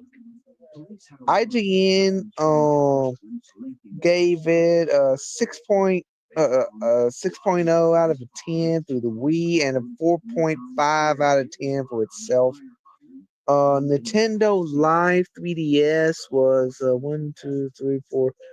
5 out of 10 stars. And Nintendo World Report from the 3DS was 4.5 out of 10 for the 3DS, but the DS was higher. It was 6 out of 10.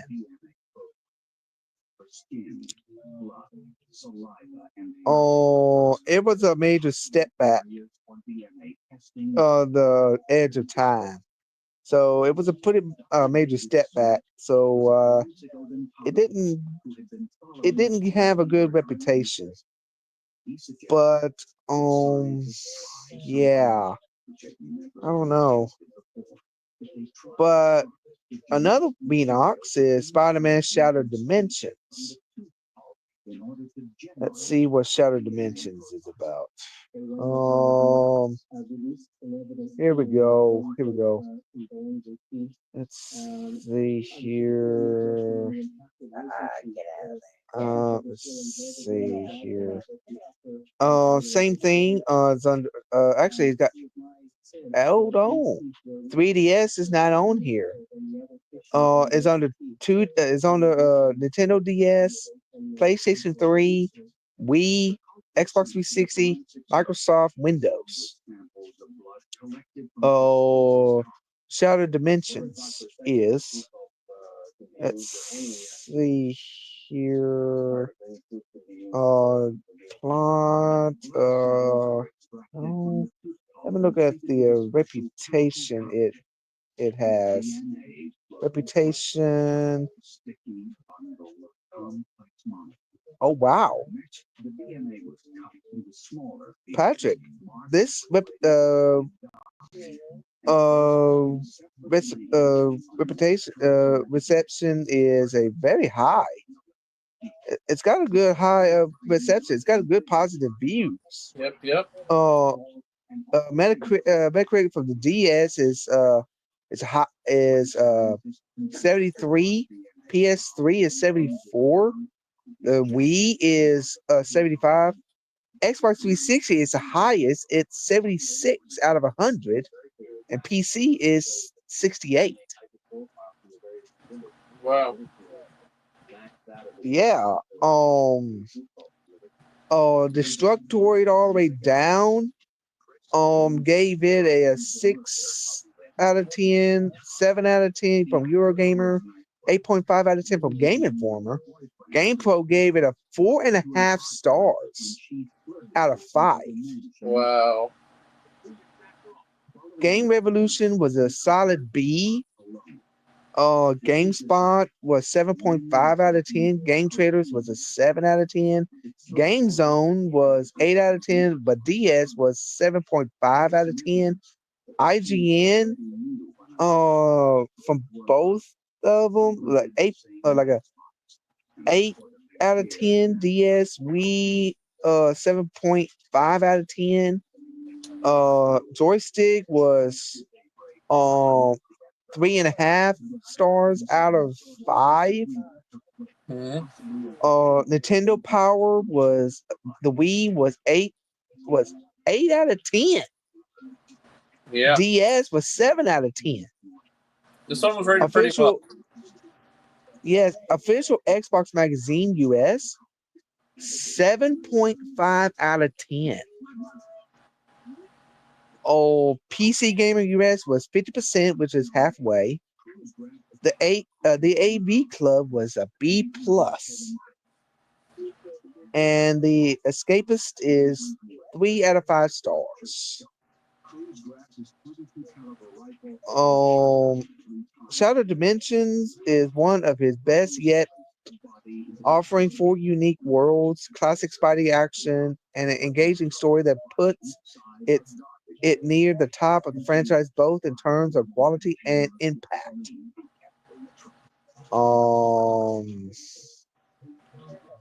Wow. I have to say this one here is very, very good. Great positive reviews. So I would recommend getting that one. I would recommend people get that one. That one's gonna be a good one.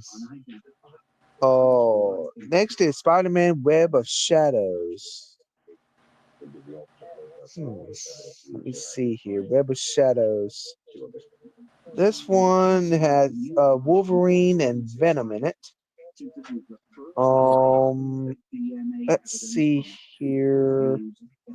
Its platform was Microsoft Windows, Xbox 360, PlayStation 3, Wii, PS2, PlayStation Portable, and the Nintendo DS.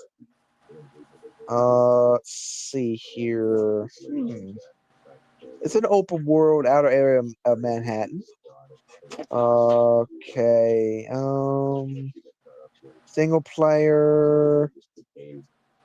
There's some pretty good stuff here.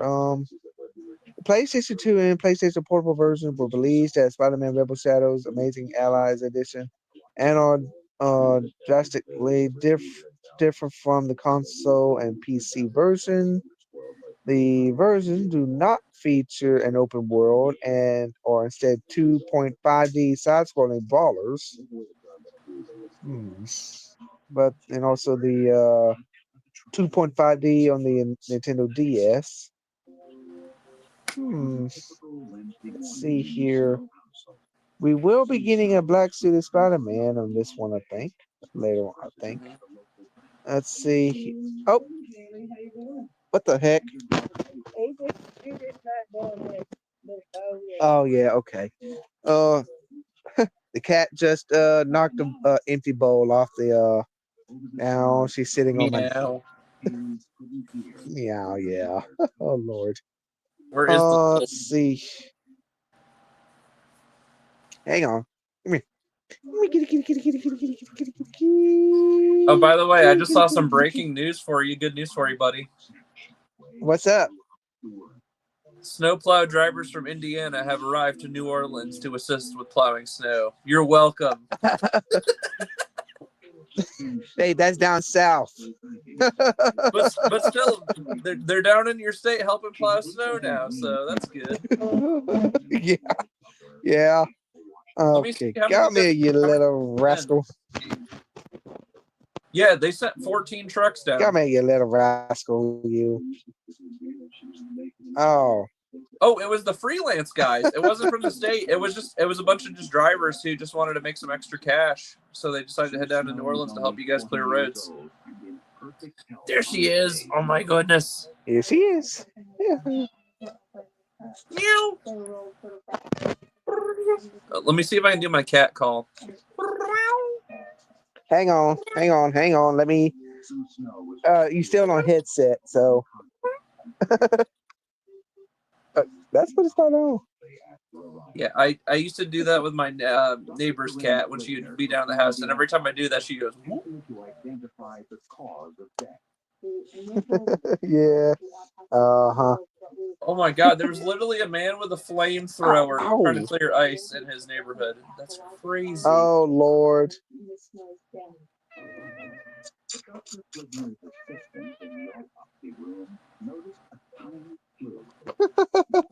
Apparently the plow guys from Indiana cleared the ice and snow off at New Orleans airport.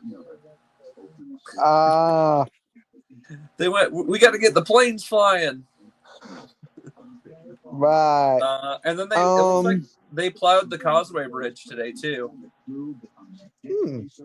Oh, actually, the Web of Shadows received general average to positive reviews. Yep. Game rankings: DS is 79%, PC 54, PS2 was 69, PS3 70, PSP was 77, which is the highest. The Wii is 65. The Xbox 360 is a 68%. The Metacritic gave it a 77 DS, 52 PC, 69 PS2, 67 PS3, 63 Wii, and 68 Xbox 360. So there is and IGN gave them a fairly okay. I don't know if this is right. IGN gave DS an 8 out of 10. Which one are you looking at? Web of Shadows. Oh, Web of Shadows. Okay. Make sure I had the right game here. Yeah, IGN gave it an 8 out of 10 on DS. PS2, PSP, both of them has 7 out of 10. PS3, Xbox 360, AU, 6.7 out of 10. Xbox 360 US gave it a 5.7 out of 10. PS3 US gave it a 5.5. Yeah, PC, it looks like this 5.3. one was not as well received. But I mean, but that's they said IGN. the standards for the newer games were getting pretty mediocre. That's what IGN did. Yeah, everyone said But it was it pretty gave, relatively mediocre. but IGN gave DS a 8.10. Well, I mean, a 8 Well, point. I mean, no, 8.5. You Oh gotta no, consider 8. the That's DS versions of a lot of games are completely different than the rest of the other ones. I see. I see. Well, I mean, The DS had well, limitations. yeah, I guess so. Huh. Well, I'll be doggone. Well, next is Splatterhouse from Bottle Rocket Entertainment, Namco Bandai Games. Splatterhouse. I have no idea what the heck that is. What the heck is it? Oh. So it's a hack and slasher. Horror game. It's a reimagining and a reboot of the original Splatterhouse game from 1988. Right. Next is Splice. Splits. Okay, next is Split Second Velocity.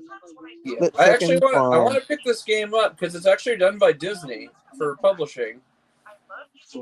It's a racing game. Split Second. From what I've seen of it, it's pretty good. It's a destructible environment. It takes place in a reality TV show, but you're a car driver. And then after this game came out, Disney closed the studio. Ow. But from what I've heard, a lot of people that have played it, like gone back and played it, said it's a pretty solid game. Huh. Okay. Oh boy. SpongeBob SquarePants, So, Plankton's Robotic Revenge. It received a lot of positive reviews from the critics, but it only sold 86,000 copies in the U.S. So very low selling. But it's available digitally, and I bet it's sold better nowadays, probably. Uh-huh. SpongeBob SquarePants. SpongeBob SquarePants, Plankton's Robotic Revenge.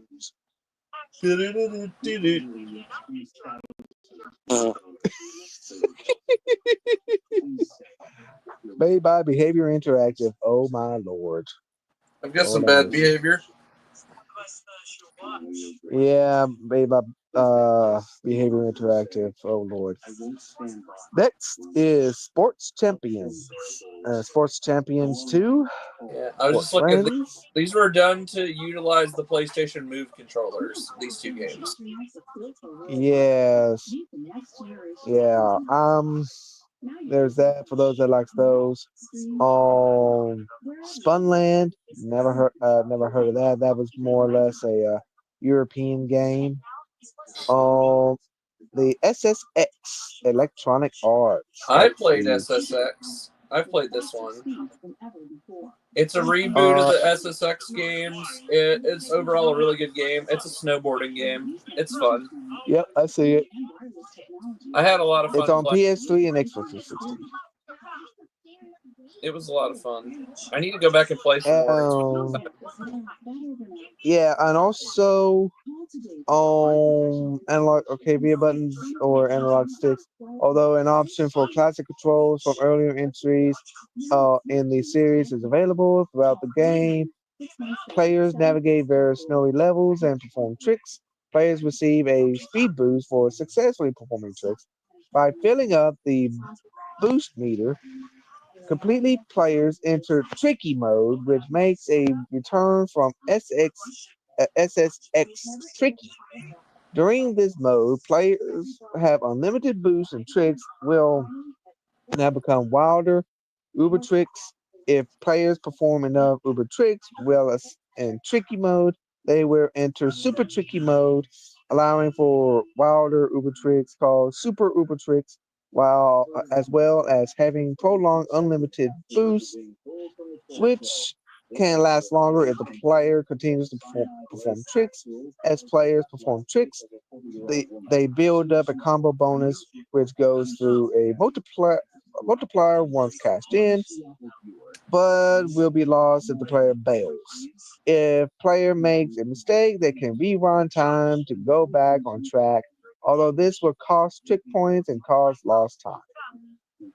Time loss. Time continues normally for the opponents. Yeah, not my repertoire. Oh, next is made by Double Fine Productions, Stacking. And both of us know about stacking because we used to stack pallets and we used to stack boxes. Mhm. But that's not the case.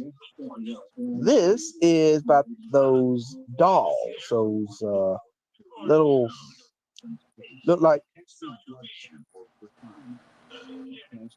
huh, I don't know about this one. Looks like it looked like those it almost looked like those dolls. You know those different dolls that has different people in them and everything? It almost looked like those type dolls. Yeah. Oh, wait a minute. It's based on the Russian stacking Matryoshka dolls. It's that type. I don't know what it's called though. Babushka dolls? Yes. Yeah, they call them Russian stacking dolls, yeah. Yes, but it almost looked like looked like a Lego verse type thing. It almost looked like it's kind of like Lego in a way, but it's not.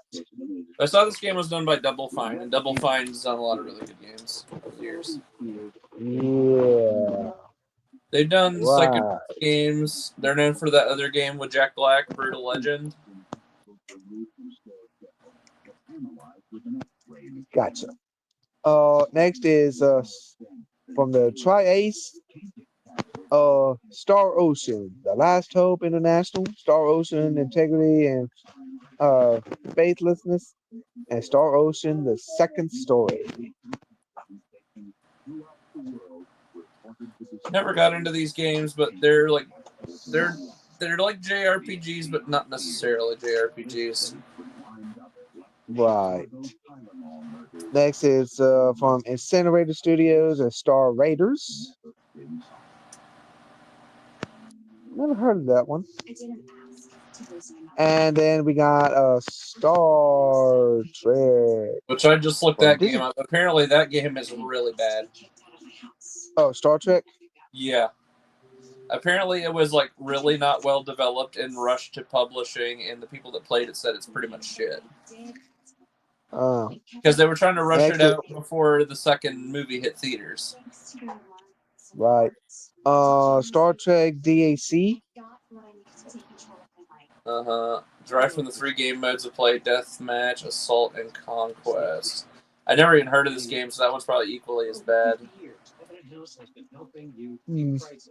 And here we go into the good. Now we got a heavy hitters. Good games. The good games.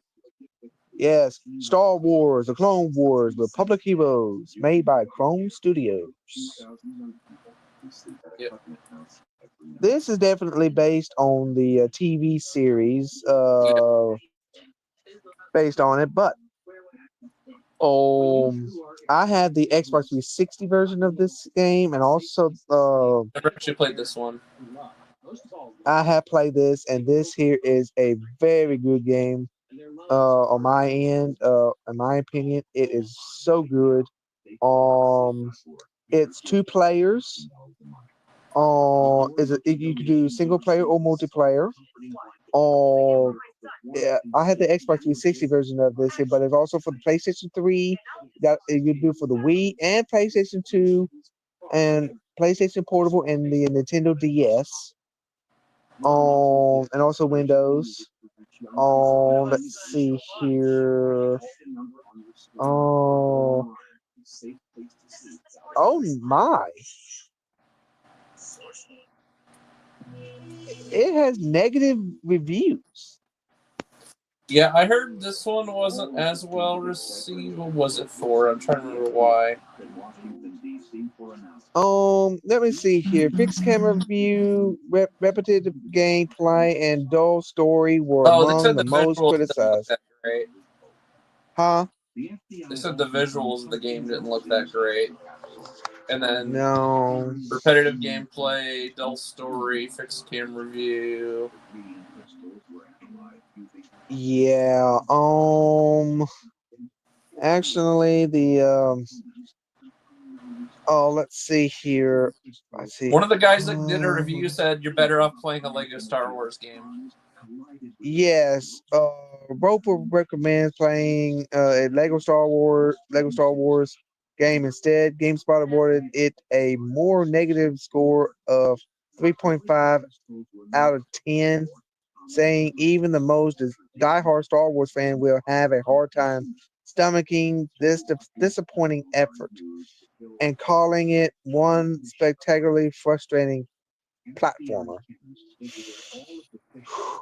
Well, to me though, it's pretty But you good. I have mean, fun with it, so that's all that matters. yeah, I had fun with it. It's fine. I mean, yeah, I mean, it's okay. And I thought lightsaber duels was bad. So yeah, that one there, yeah. But now we're getting to the better ones, the Star Wars Force Unleashed. And don't forget though, Star Wars Force Unleashed has the Ultimate Sith Edition. So don't It forget that does. now. Yep, Oh, which is what I have for and PC. and also the enhanced remaster of the Wii version went to the Switch. So you can play this game. So you can play this version, the Wii version or PS2 Wii version for the Switch. Force Unleashed. It's still $20, really? It's crazy. Yep. They're both $20 on Xbox. I could wait. I could wait for a Star Wars sale though. Okay. And here are the platforms for Star Wars Force Unleashed. iOS, J2 Me, the Engage, Nintendo DS, PlayStation 2, I have that. PlayStation 3, PlayStation Portable, the Wii, Xbox 360, I have. Microsoft, Windows, OS X, and the Nintendo Switch. So the PlayStation 2 Wii is the same version as what they done for the Switch, but the PlayStation 2 is the base version, while the Wii is more of a enhancer. It's more of a it's got a different mode. It's got dual mode because of the weight of the nunchucks and also the for the Nintendo Switch for the Joy Cons. So they put the Wii version into the Switch because of the nunchucks and the Joy Cons. So they remastered it for that. The PlayStation 3 and the Xbox 360 and the Microsoft Windows and stuff, they are the same because of the 3D aspects of it, and it is it's two different story how it is because in the PlayStation 2, the and the Wii, you go to the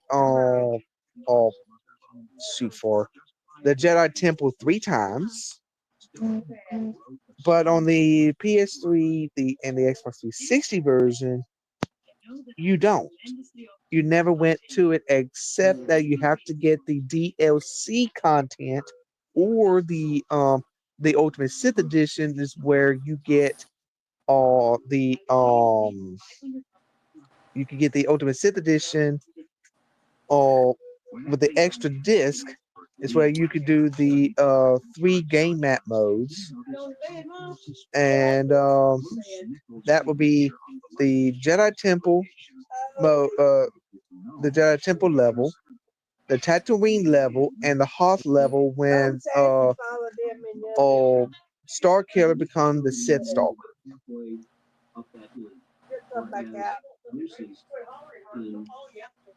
Is that right? Is which right? In the Xbox 360 and the PS3 in the Ultimate Sith Edition, you become Sith Stalker in the That in I'm the not sure. DLC content. Yeah, I'm not sure. Yeah. So yes. Let's see here. Let me see here. Let me see here. Now the Switch version is a port of the Wii version with numerous differences. It retains the motion controls from the Wii version, allowing players to use the Joy-Con controllers to perform various actions like swinging the lightsaber and using force powers.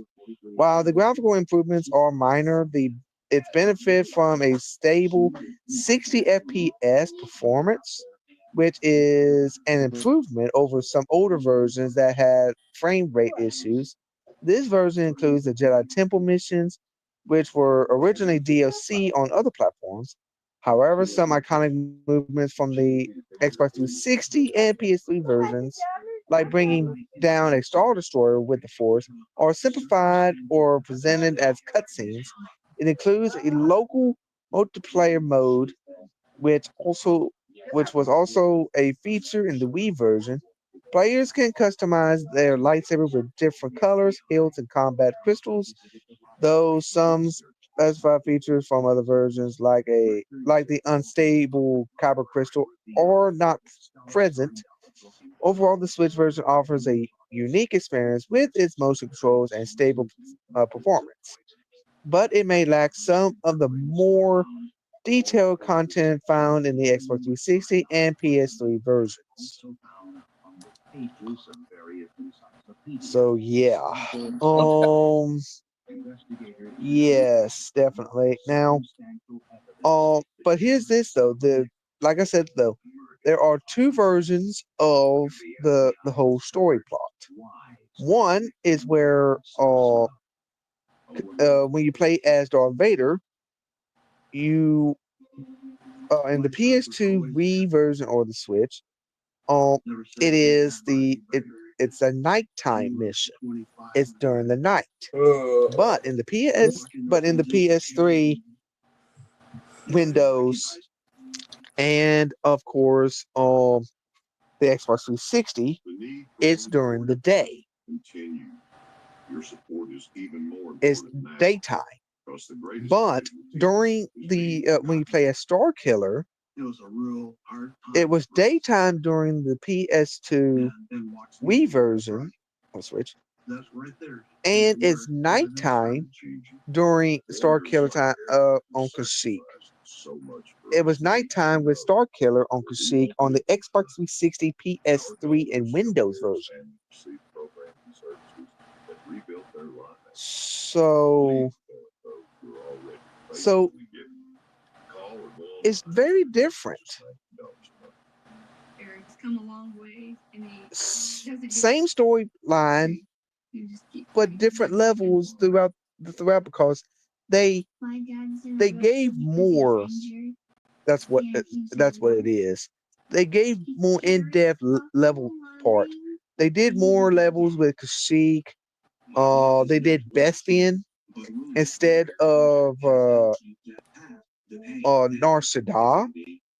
So they did Nar Shaddaa for the PS2 Wii version and Bespin on the Xbox 360 PS3 version. But and also in there is another villain or another enemy you have to face that the PS2 Wii version did not add in, and that is Proxy. Proxy, the Holo Droid, he went to Raxus Prime, Imperialized Raxus Prime to kill Star Killer. in the PS3, Xbox 360, Windows version. So, but they never done it in the PS2, Wii, Switch. They never done those versions because it was not. I don't know how they do it. I mean, it would be nice if they did, but I mean, yeah. But what do you think about that though? Again, and since I know you are a Force Unleashed fan, but what do you I wouldn't say I'm a think? super fan or anything like that. I still haven't really played through the game that much. I need to go back and play it. I've never really dove into the Force Unleashed series. Mainly because around the time I played, it was after the Disney buyout, and I was in a mood of canon only, nothing Legends. So that's why I didn't really get into Force Unleashed at the time. Now I'm more willing to go back and check it out, just because I like playing. Whether it's canon or Legends, it doesn't matter. If it's a fun Star Wars game, I want to play it.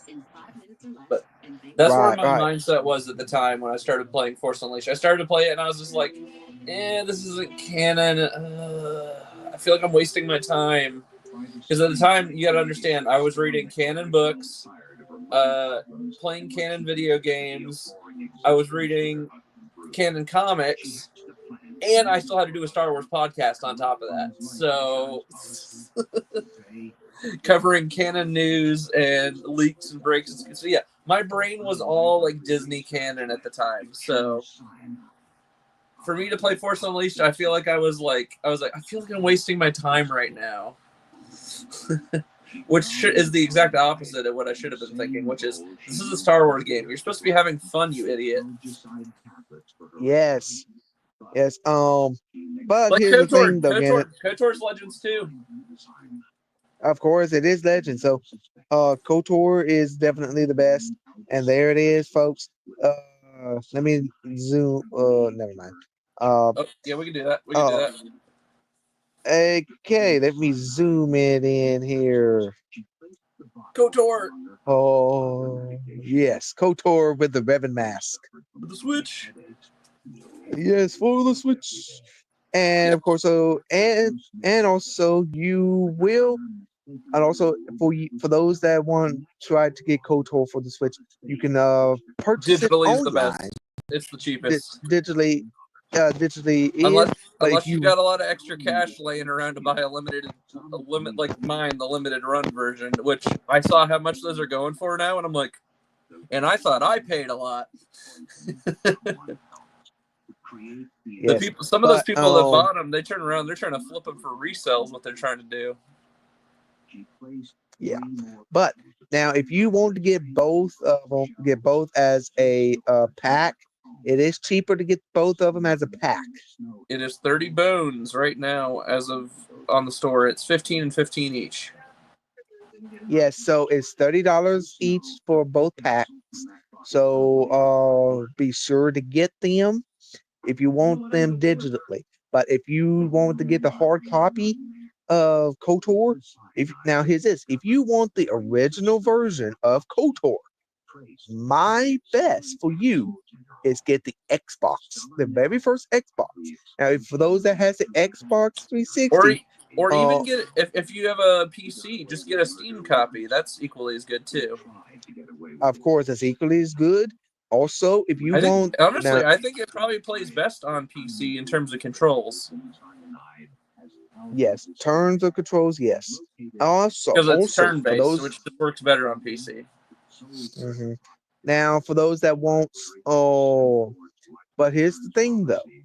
For those that likes cheat codes, which I know that Spencer hates doing cheat codes because it ruins the whole aspect of it. But for those that likes cheat codes, that never play KOTOR in their life like me, but I love the gameplay of KOTOR the way it is, and also KOTOR is just like the Jedi Academy, Jedi Outcast. So it's that type of gameplay which I like. So if you want play KOTOR, if you want the original feel, play the Xbox original Xbox. But if for those that don't have Xbox but Xbox 360, you can play it on the Xbox 360. However, you have to update your Xbox 360 in order to play KOTOR. So be sure to update it. You still update it even though it's an out of date, obsolete system. Just as long you have a good internet connection and a good internet cord to from your router to your system. Make sure that you do that. And of course, though, make sure you also have a good connection as well. Like I said, to get the update right, and also make sure you have a Microsoft account too. Make sure you have a Microsoft account so that way you can also update your Xbox 360 as well. Either the one of the very first Xbox 360s or the newest, or the Xbox 360 Slim or the Super Slim and stuff that has more RAM and stuff. But make sure you also update your systems in order to play the older games. You have to do that. But that's on the Xbox 360 though. Now the downloadable content for this is that 3 downloadable contents from the DLC levels for the game were released for the PS3, Xbox 360, and computer versions of the game. The first one is set during the events of the main story and explores more of Starkiller's background, while the second and third ones expand upon the non-canonical dark side ending of the game, taking place in their own alternate timeline. All 3 DLC packs are included on disc in the Ultimate Sith Edition for all above mentioned 3 platforms. The Coruscant DLC depicts Starkiller, the Coruscant, the Tatooine, and Hoth DLCs. So it is really good. Now we got the cast and characters. Sam Witwer as Galen Marek, aka Starkiller. And also Sam Witwer, for those that don't know him, you can find him on in the Smallville series, in the latter part of Smallville. He was in that one. He played as Doomsday. For those that don't know, he's there. And and also Sam Witwer is also part of some other somewhere else. I can't think of which one it is, but he was there. Matt Sloan was played as Darth Vader in this series. Let's see here. Let's see, and also Witwer also voiced Emperor Palpatine. He voiced Emperor Palpatine in the Force Unleashed series as well. Let's see here.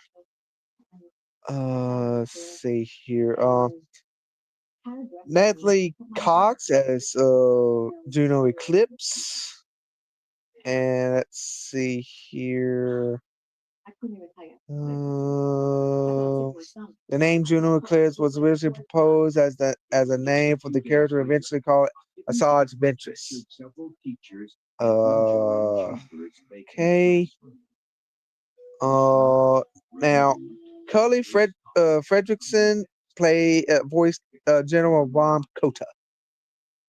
A Jedi Master and Clone Wars veteran who provides Starkiller with additional insight into the Force and helps connect him to his Jedi heritage.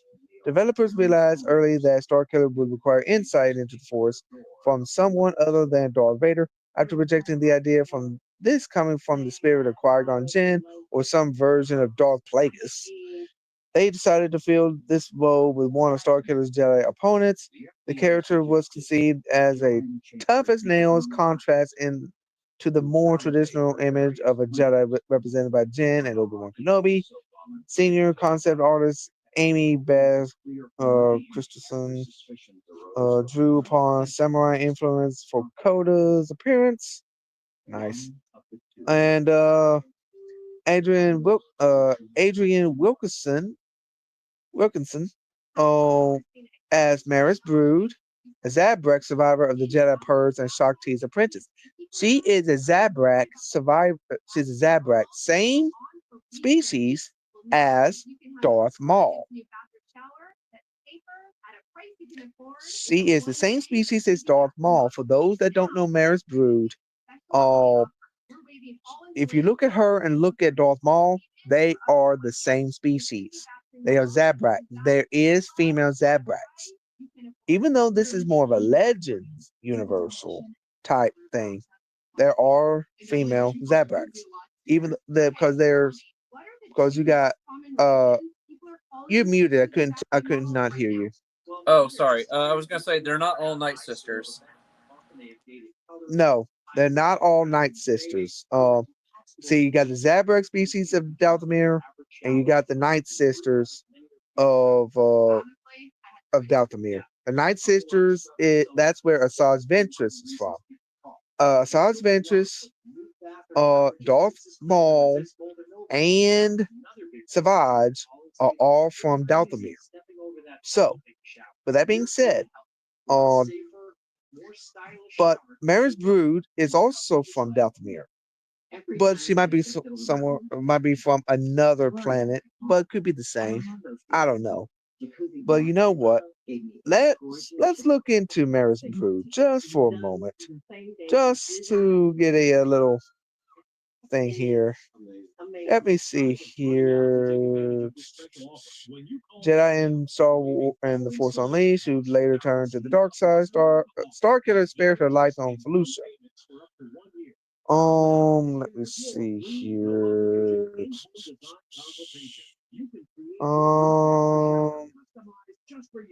Okay. Let me see here.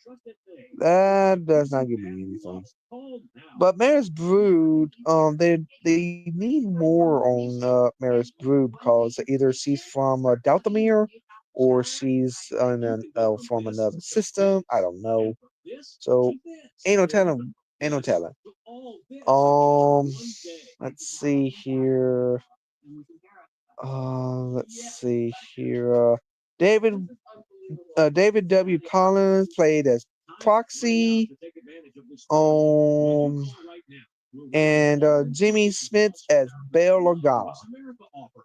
Tom Kane as Kento Merrick and Captain Isaac Stern. Larry Drake as Kaz Imperatus. Susan Eisenberg played as Shakti. Catherine Tabor as Princess Leia Organa. Although I prefer Carrie Fisher, but Catherine Tabor did voiced as a good It's Princess mind-blowing Leia they had Organa. her play as Leia, and then at the same time that was going on, she was voicing Padme in the Clone Wars. Right. And also David W. Collins played as Jabba the Hutt. David Collins, well known for Star Wars music and audio Yes. at Lucasfilm. Still, I think as far as I know, I think he's still working there. What the heck is he talking about? Unicorns are tasty. What are you talking about? Oh, he's probably. Are you talking about the Call of Duty unicorn? I think that's what he's talking about. If that's what he's talking about, okay. They made a kill thing where you can sneak up behind somebody and there's an animation where unicorn shits out rainbows and kills you. Oh Lord. And also D. Brady Baker played as Boba Fett. D. Bradley Baker, he's the voice of all the clones in the Clone Wars and Rebels and the Bad Batch. I'm eating unicorns. Why are you quit eating unicorns? I believe he's eating Lucky Charms. Haven't you watched Harry Potter? If you drink unicorn blood, it'll heal you, but you live a half-life. Oh Lord. And unicorn, sir. And also Bob Rackstraw played as voiced Obi-Wan Kenobi. The paper and envelope from Naraki's home did not match those used in the threatening. Are you eating Lucky Charms? They're colorful and tasty. Sure they are. And Lori Floyd as Luke Skywalker. Let's see here. Let me see here. The music, other media, merchandise expansion. Oh boy, here we go. Here we go. Here we go. Okay. Okay. Come on. Come on.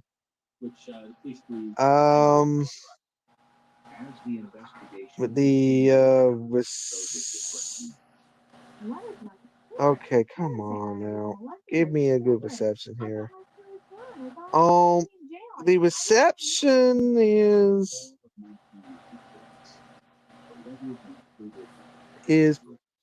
I don't know how to put this, but it's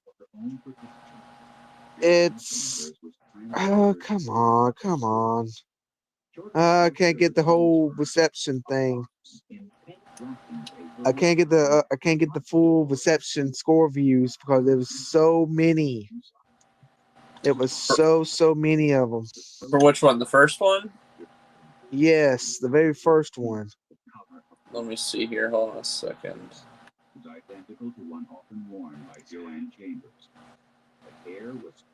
But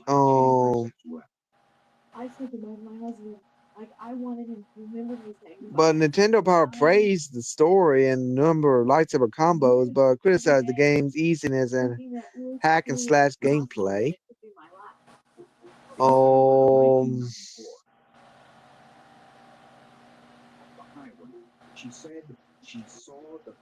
Okay, well, here's this. PlayStation 3, Xbox 360, and PC, The Force Unleashed received mixed to fairly positive reviews.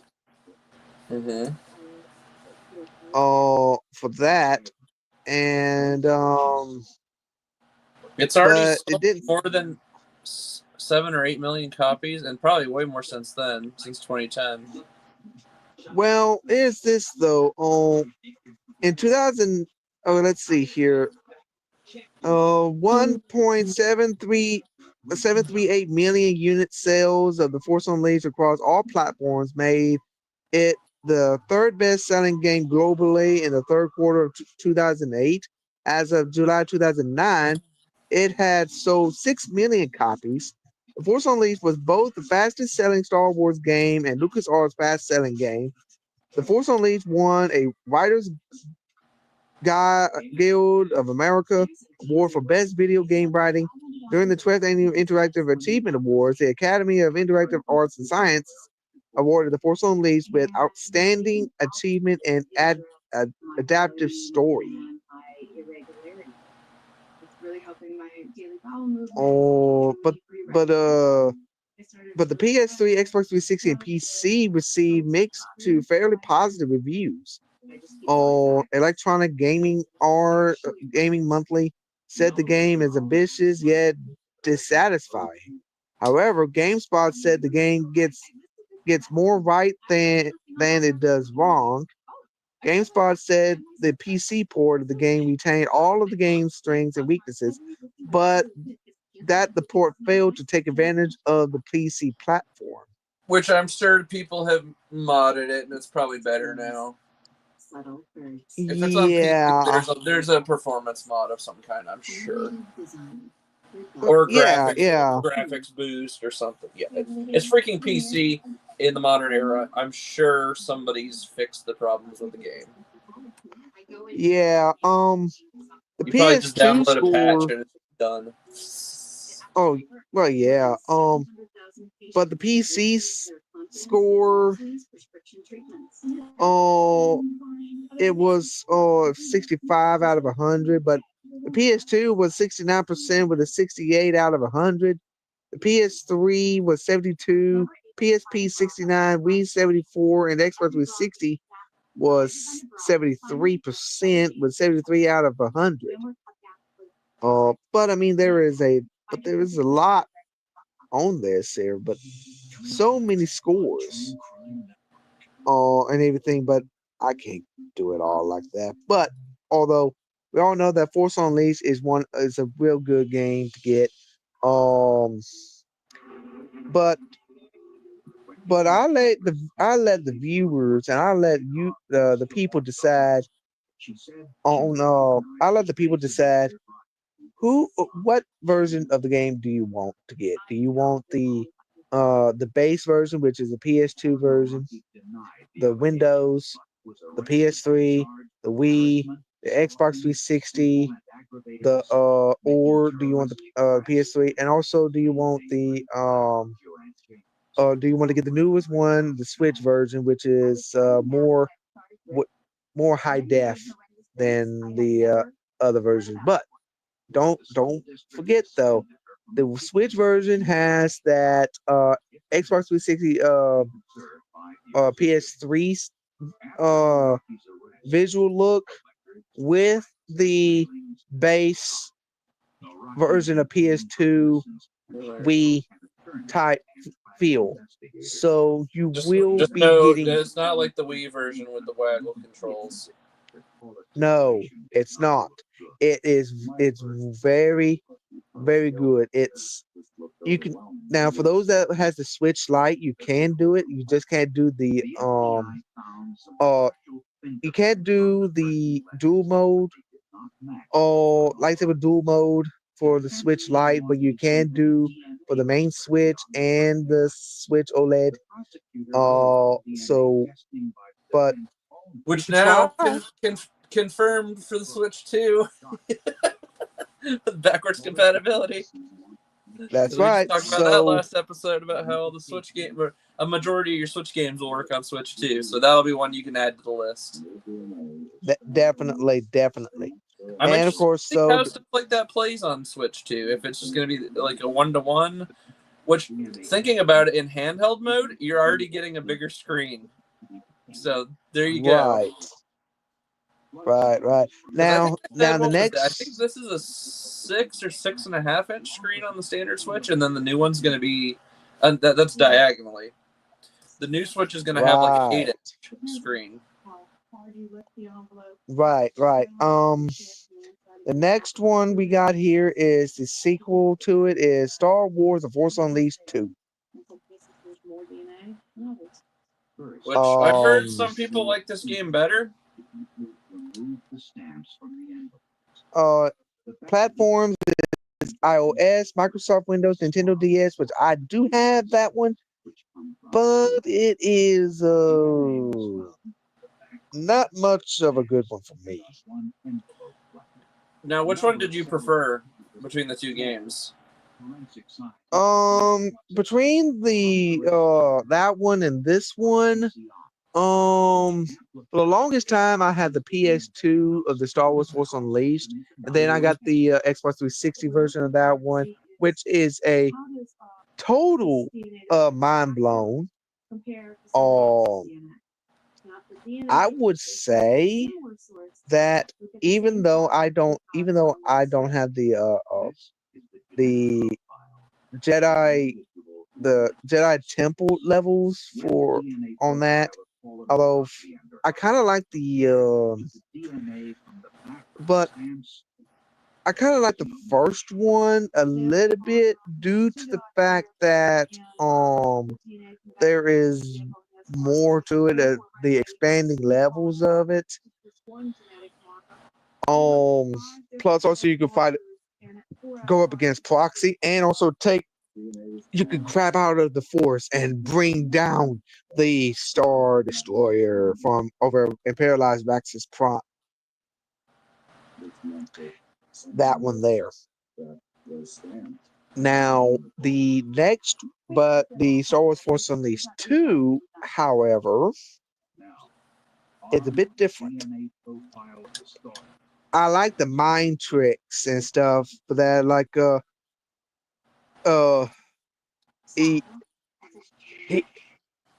he is not your friend, and then those two stormtroopers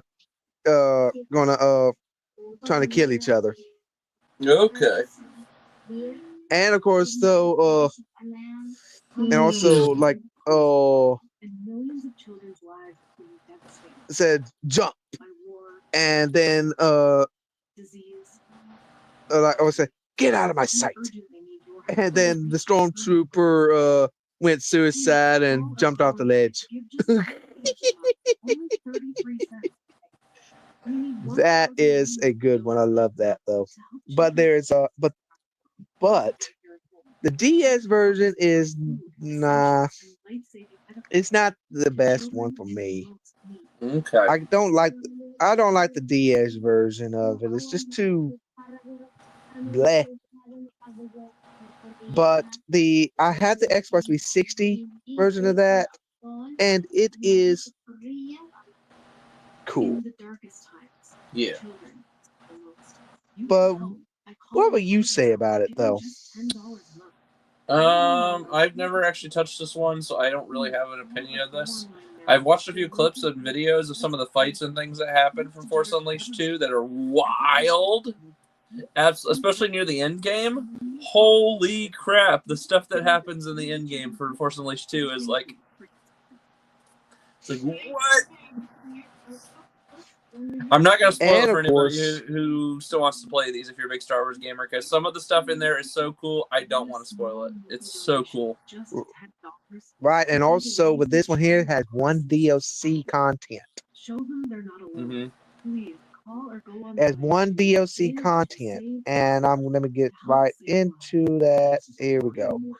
The downloadable content level was released in December 2010, providing a continuation of the non-canonical Dark Side ending of the game with the Dark Star Killer clone depict and set ending as the protagonist. The level is set in a different timeline from any other pieces of Star Wars media, including the first game's own dark alternate timeline depicted in its expansions.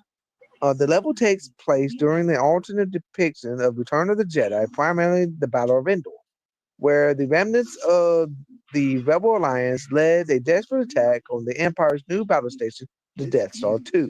Darth Vader's trusted apprentice, the Dark Star Killer clone, arrives on Endor with special orders to eliminate the Alliance's remaining leaders.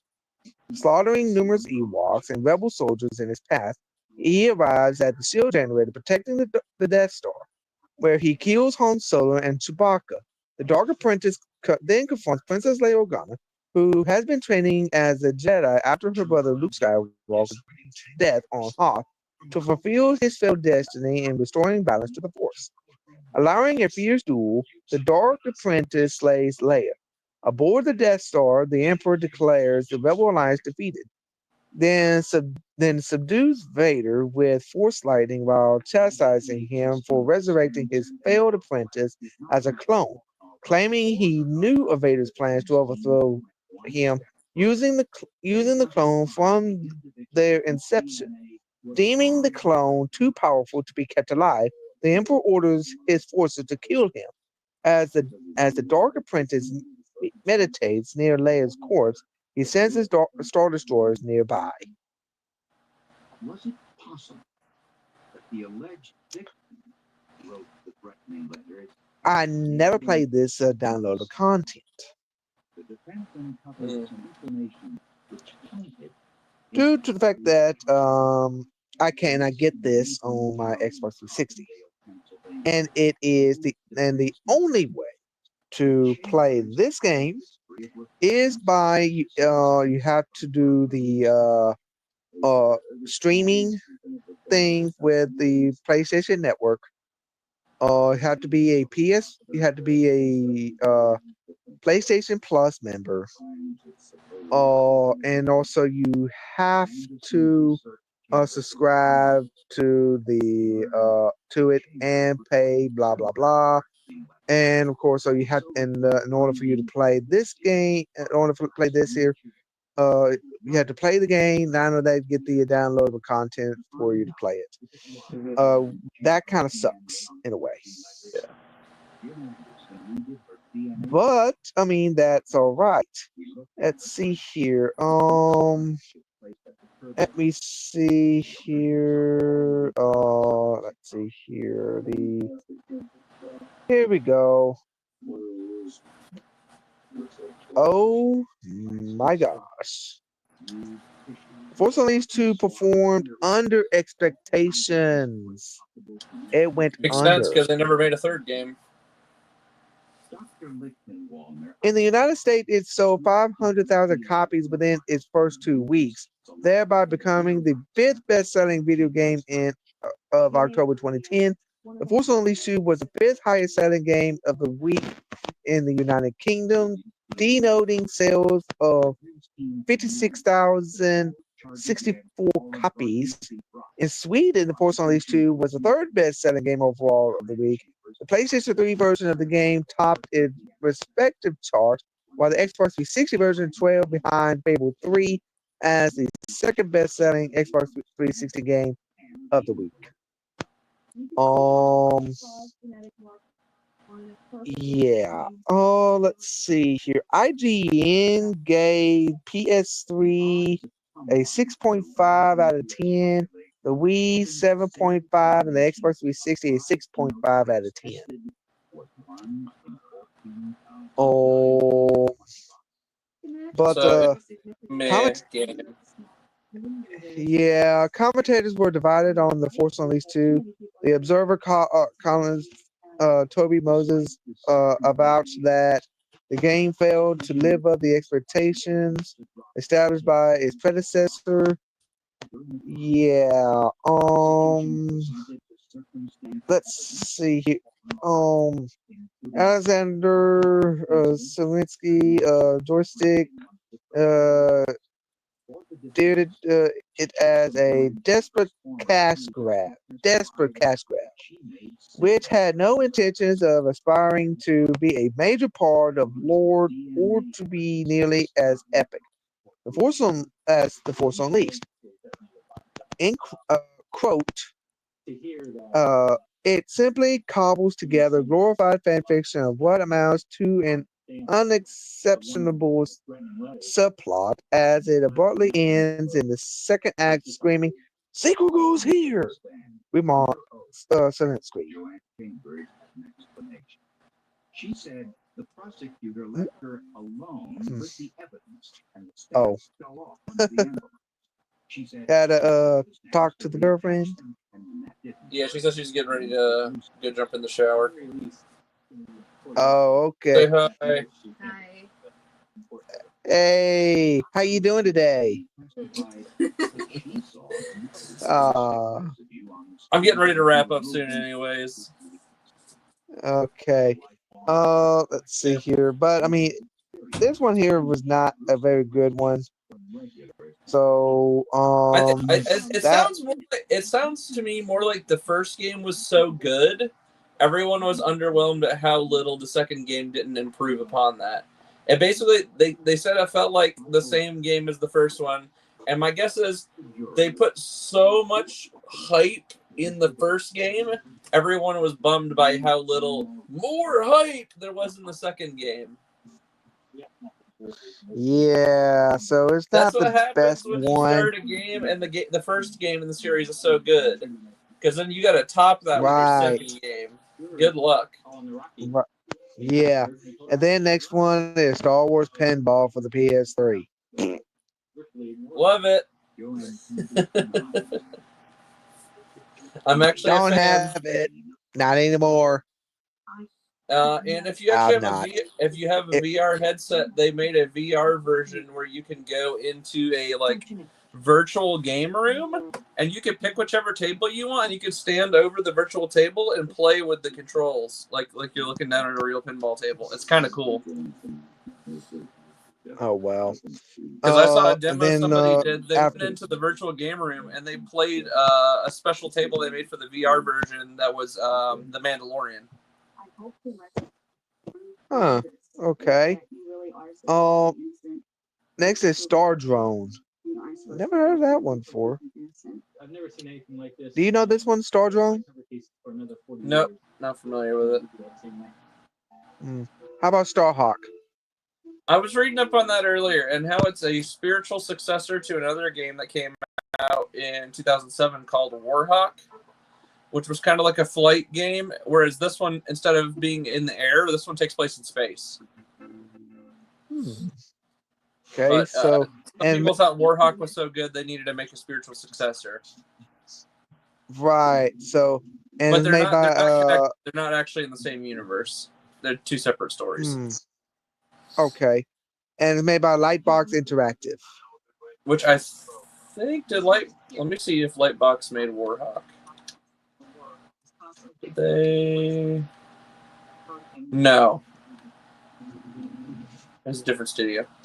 So somebody at Lightbox probably played Warhawk and was like, "This is amazing. We need to make a sequel to this."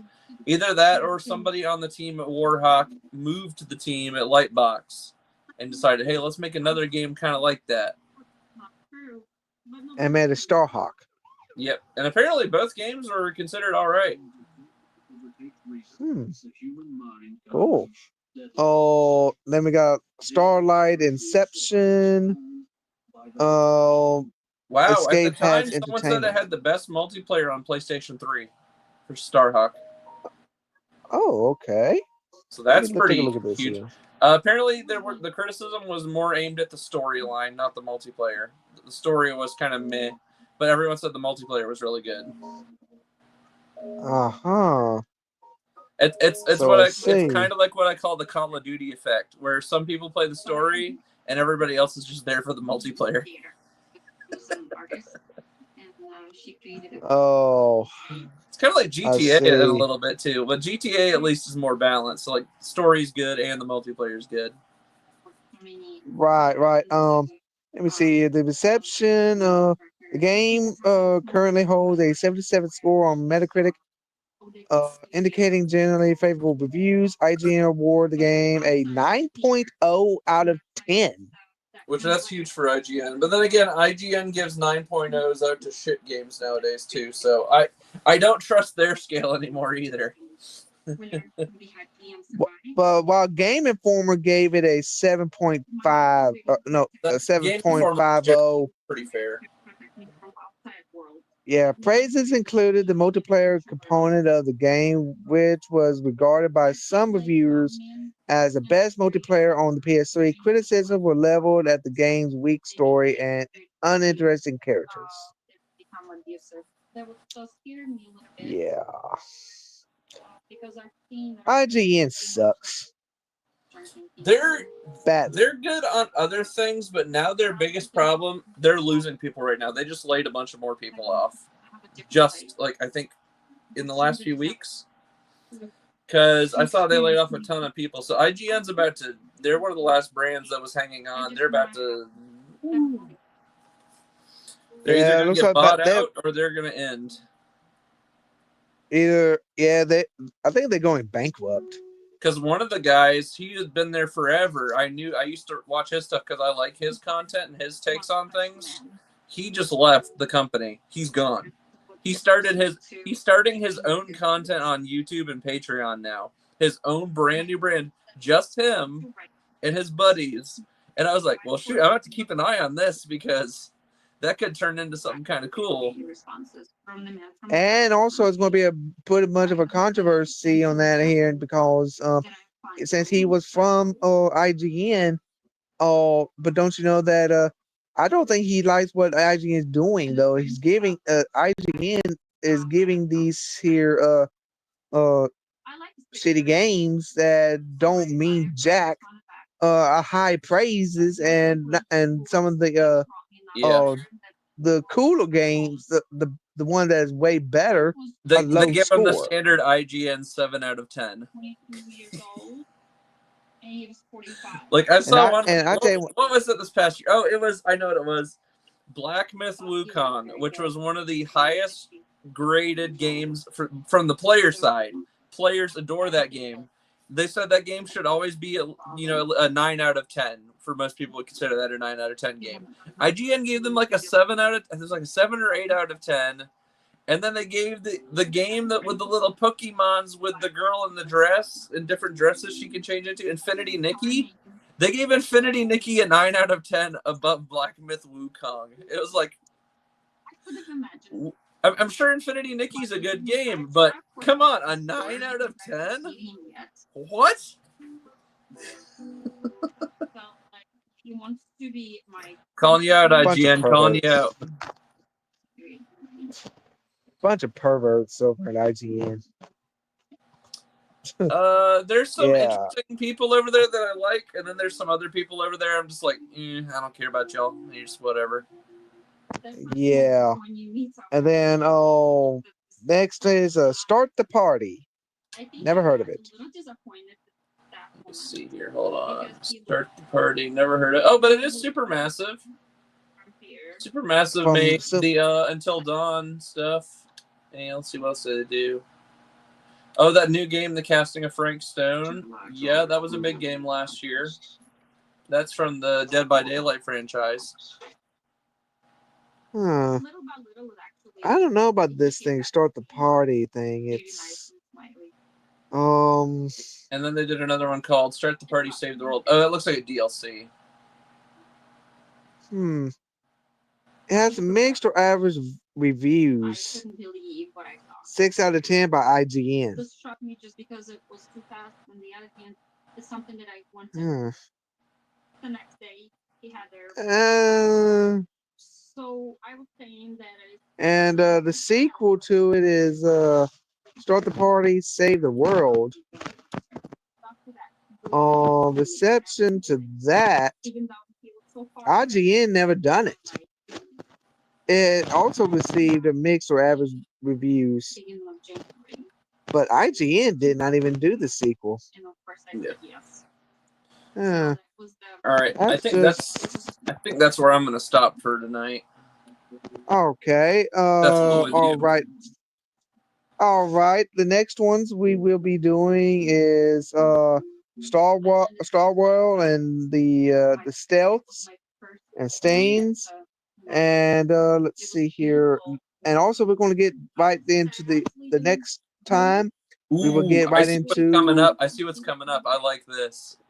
We're going to get right into it. We're going to get to the good heavy hitters. I'm still scrolling. I'm still scrolling. When are we going to get out of the S's? I know. Get ready. We got to get through the T's after that. We still got at least another 2 episodes before we finish this list. I know. And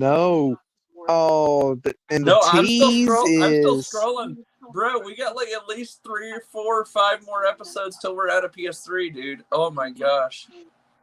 Oh man, PS3 it has some long titles, and I thought PS2 was long. Yeah, we're gonna be here for a while. Yeah. So now guys, since now we are going to stop here for now. Next we're going to start with the Star Wars and the Stealth Incorporated. Before we let Gannon go and everything, I'll just let you know that the good plot development is going to be coming up. Now we do have the I'm going ahead and get out of this here and then go to my other ones here. But now here's this. There is now game ran 2 days ago. Rumor Original Switch has one more big Nintendo game on the way.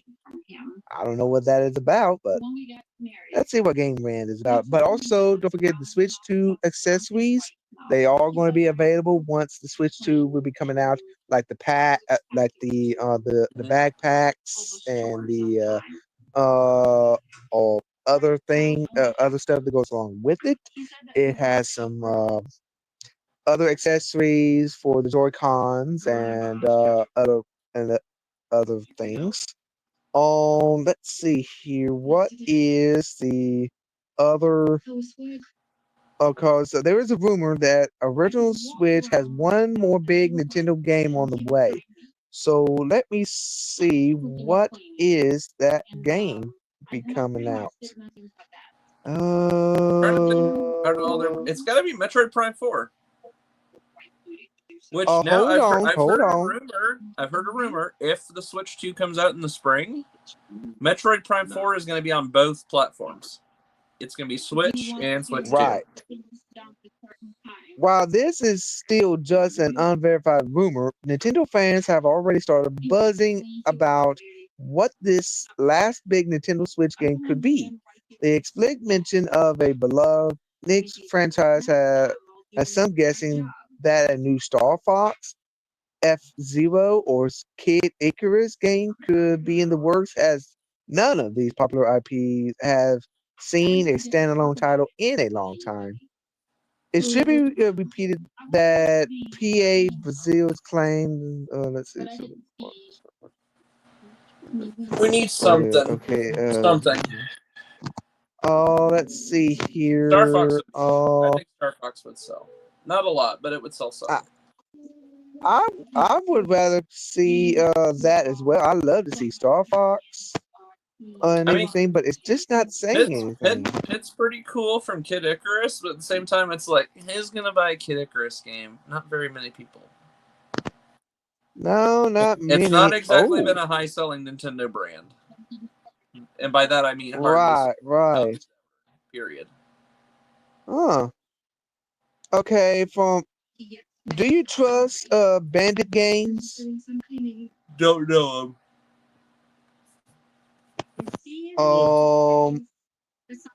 Well, come on. My screen's froze. Dang it. But I want to ask you this here.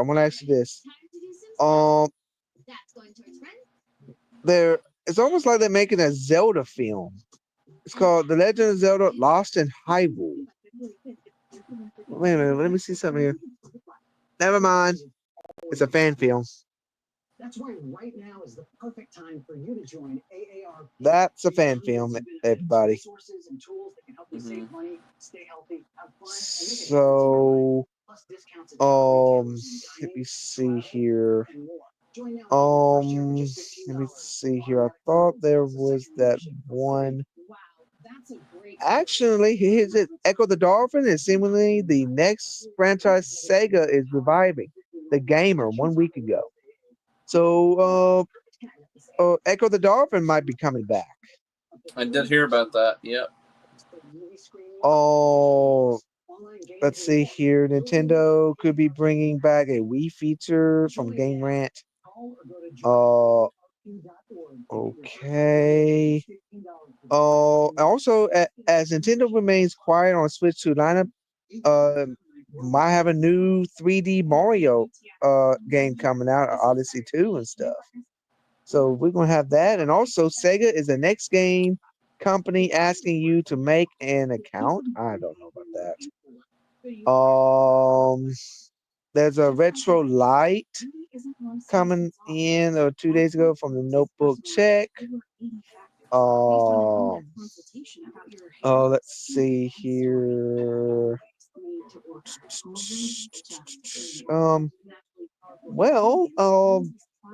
Shoot 4. I thought it was on here. Let me see here. Here's something from the Skeleton Crew. They're gonna, from Screen Rant 3 days ago, I think they're gonna do a Lego of doing a Lego figures for the Star Wars Skeleton Crew. Lego figures. That's cool. Yes. So we hold on. something. They already have a set. It's the ship from Skeleton Crew. It's already out. Yes. Yeah, that's already out. I've seen it in stores. Oh, and also, a day ago, guys, for those that are good Nintendo fans and stuff, here's what readers think the Switch 2 will cost. I heard $399 is the rumored number. Okay. What will the thing cost? Yes. It is going to be about like $399. About 56.9%. It will be $3.99. In this here circle graph of what is just showing.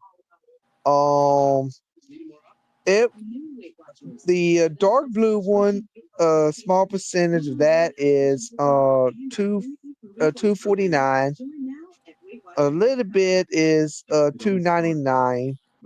25.8 was 349, but the majority is 56.9%, which is 399. 9% says 449, and a light blue one says 499. Mhm. So guys, we might be looking at the Nintendo Switch 2 at a $399, about $400 there, folks. So yeah, we're gonna have something there. Let's see here. What other good All right, I'm gonna go news ahead we and have bounce here? out, buddy. All right, thank you, everybody. Thank you for getting And in here.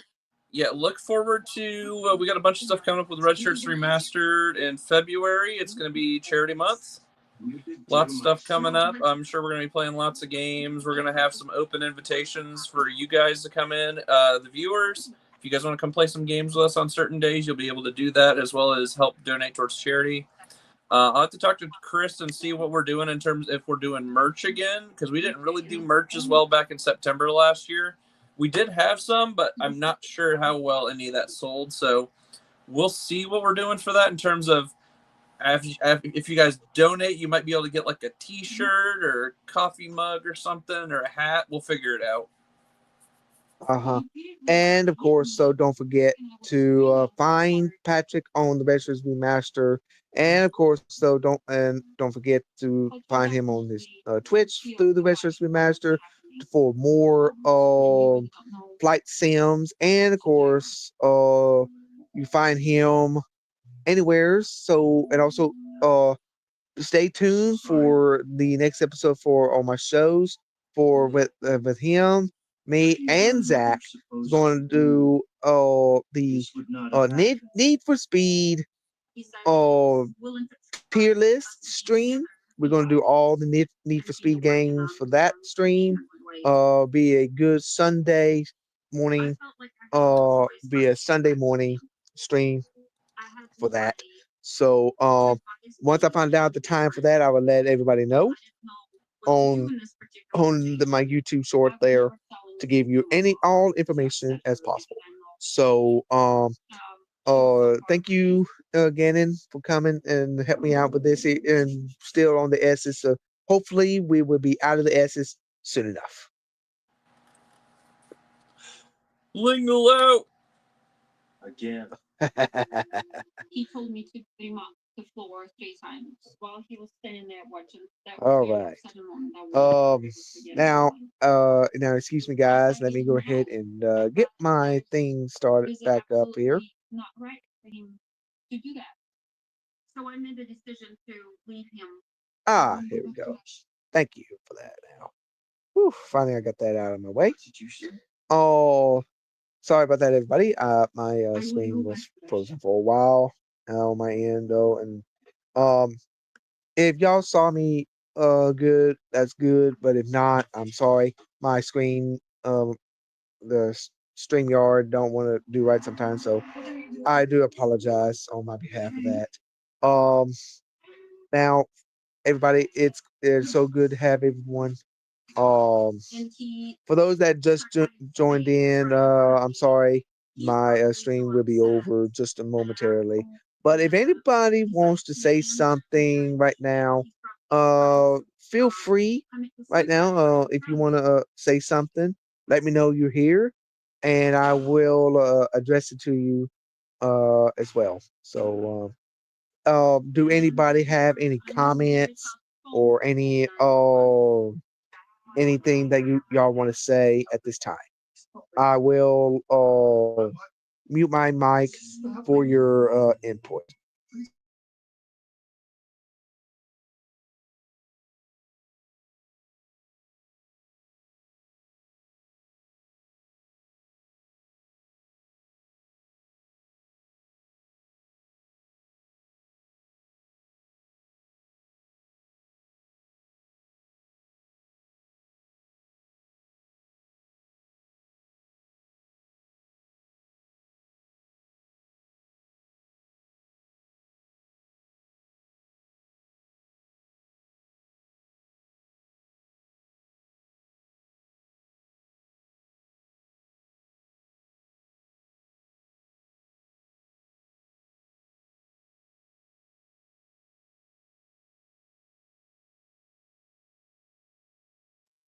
But I don't have anybody to go. Well, okay, everybody. This is going to be It's something for gotta you. be a way.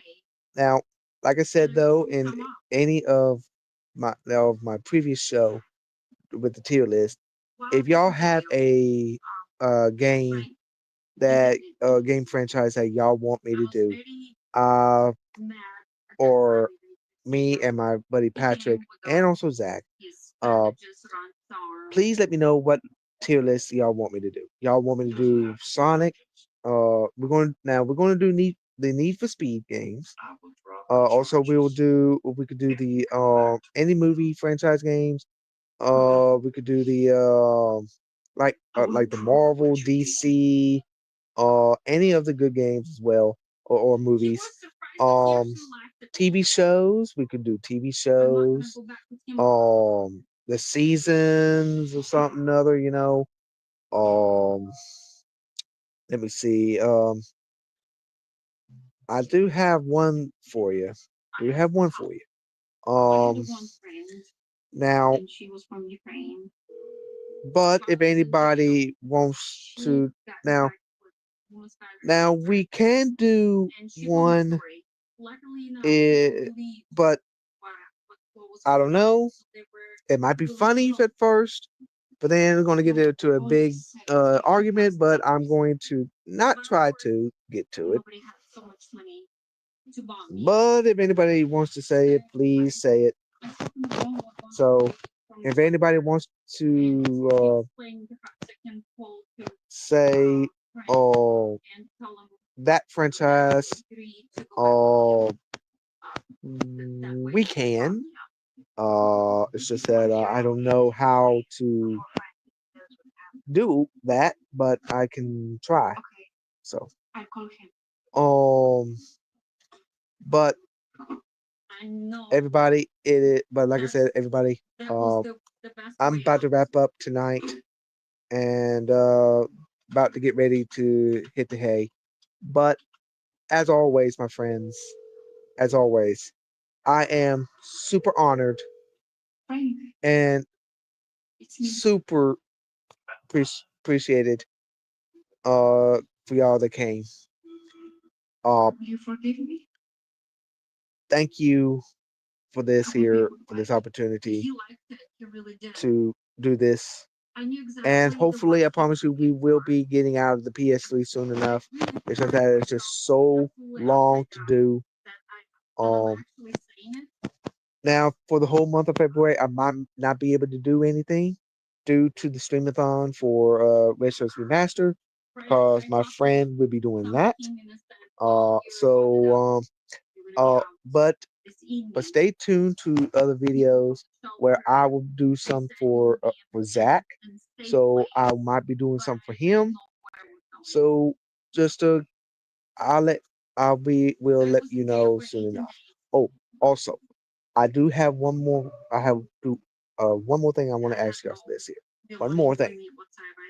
One more thing that I need to tell you. Uh, the new movies for Star Wars is totally going to be, I don't know. We don't know what's going to happen. Disney's going to do something, but it better not be a bad ordeal. Disney, you better better do it right, or otherwise you are going to be held accountable for your own actions. You better do it right. You better make the Star Wars franchise way better than it was, because you had a good opening for the sequel, then you botched it, and then you're trying to fix it. You better make it right, or otherwise you're gonna have a lot of people on your anger list. I'm not gonna lie now, you better, because if you do not, I'm gonna repeat, you better do not botch this up. And leave KOTOR alone. Don't ever get KOTOR. Let somebody else do the movie of KOTOR. Because even though you think you have all rights of Star Wars, you don't have the rights for those games, for KOTOR in the games. Because that is done by Aspire. And Aspire has the best Outlook games. The original Battlefront. The original Battlefront 2 on the PS2, and those are good. The Republic Commando, the whole Dark Forces, everything. Aspire has the best. So you better not, and I hope you better not do KOTOR, because if you do KOTOR, I promise you, y'all are going to be on my list of people I will speak out and lash on you.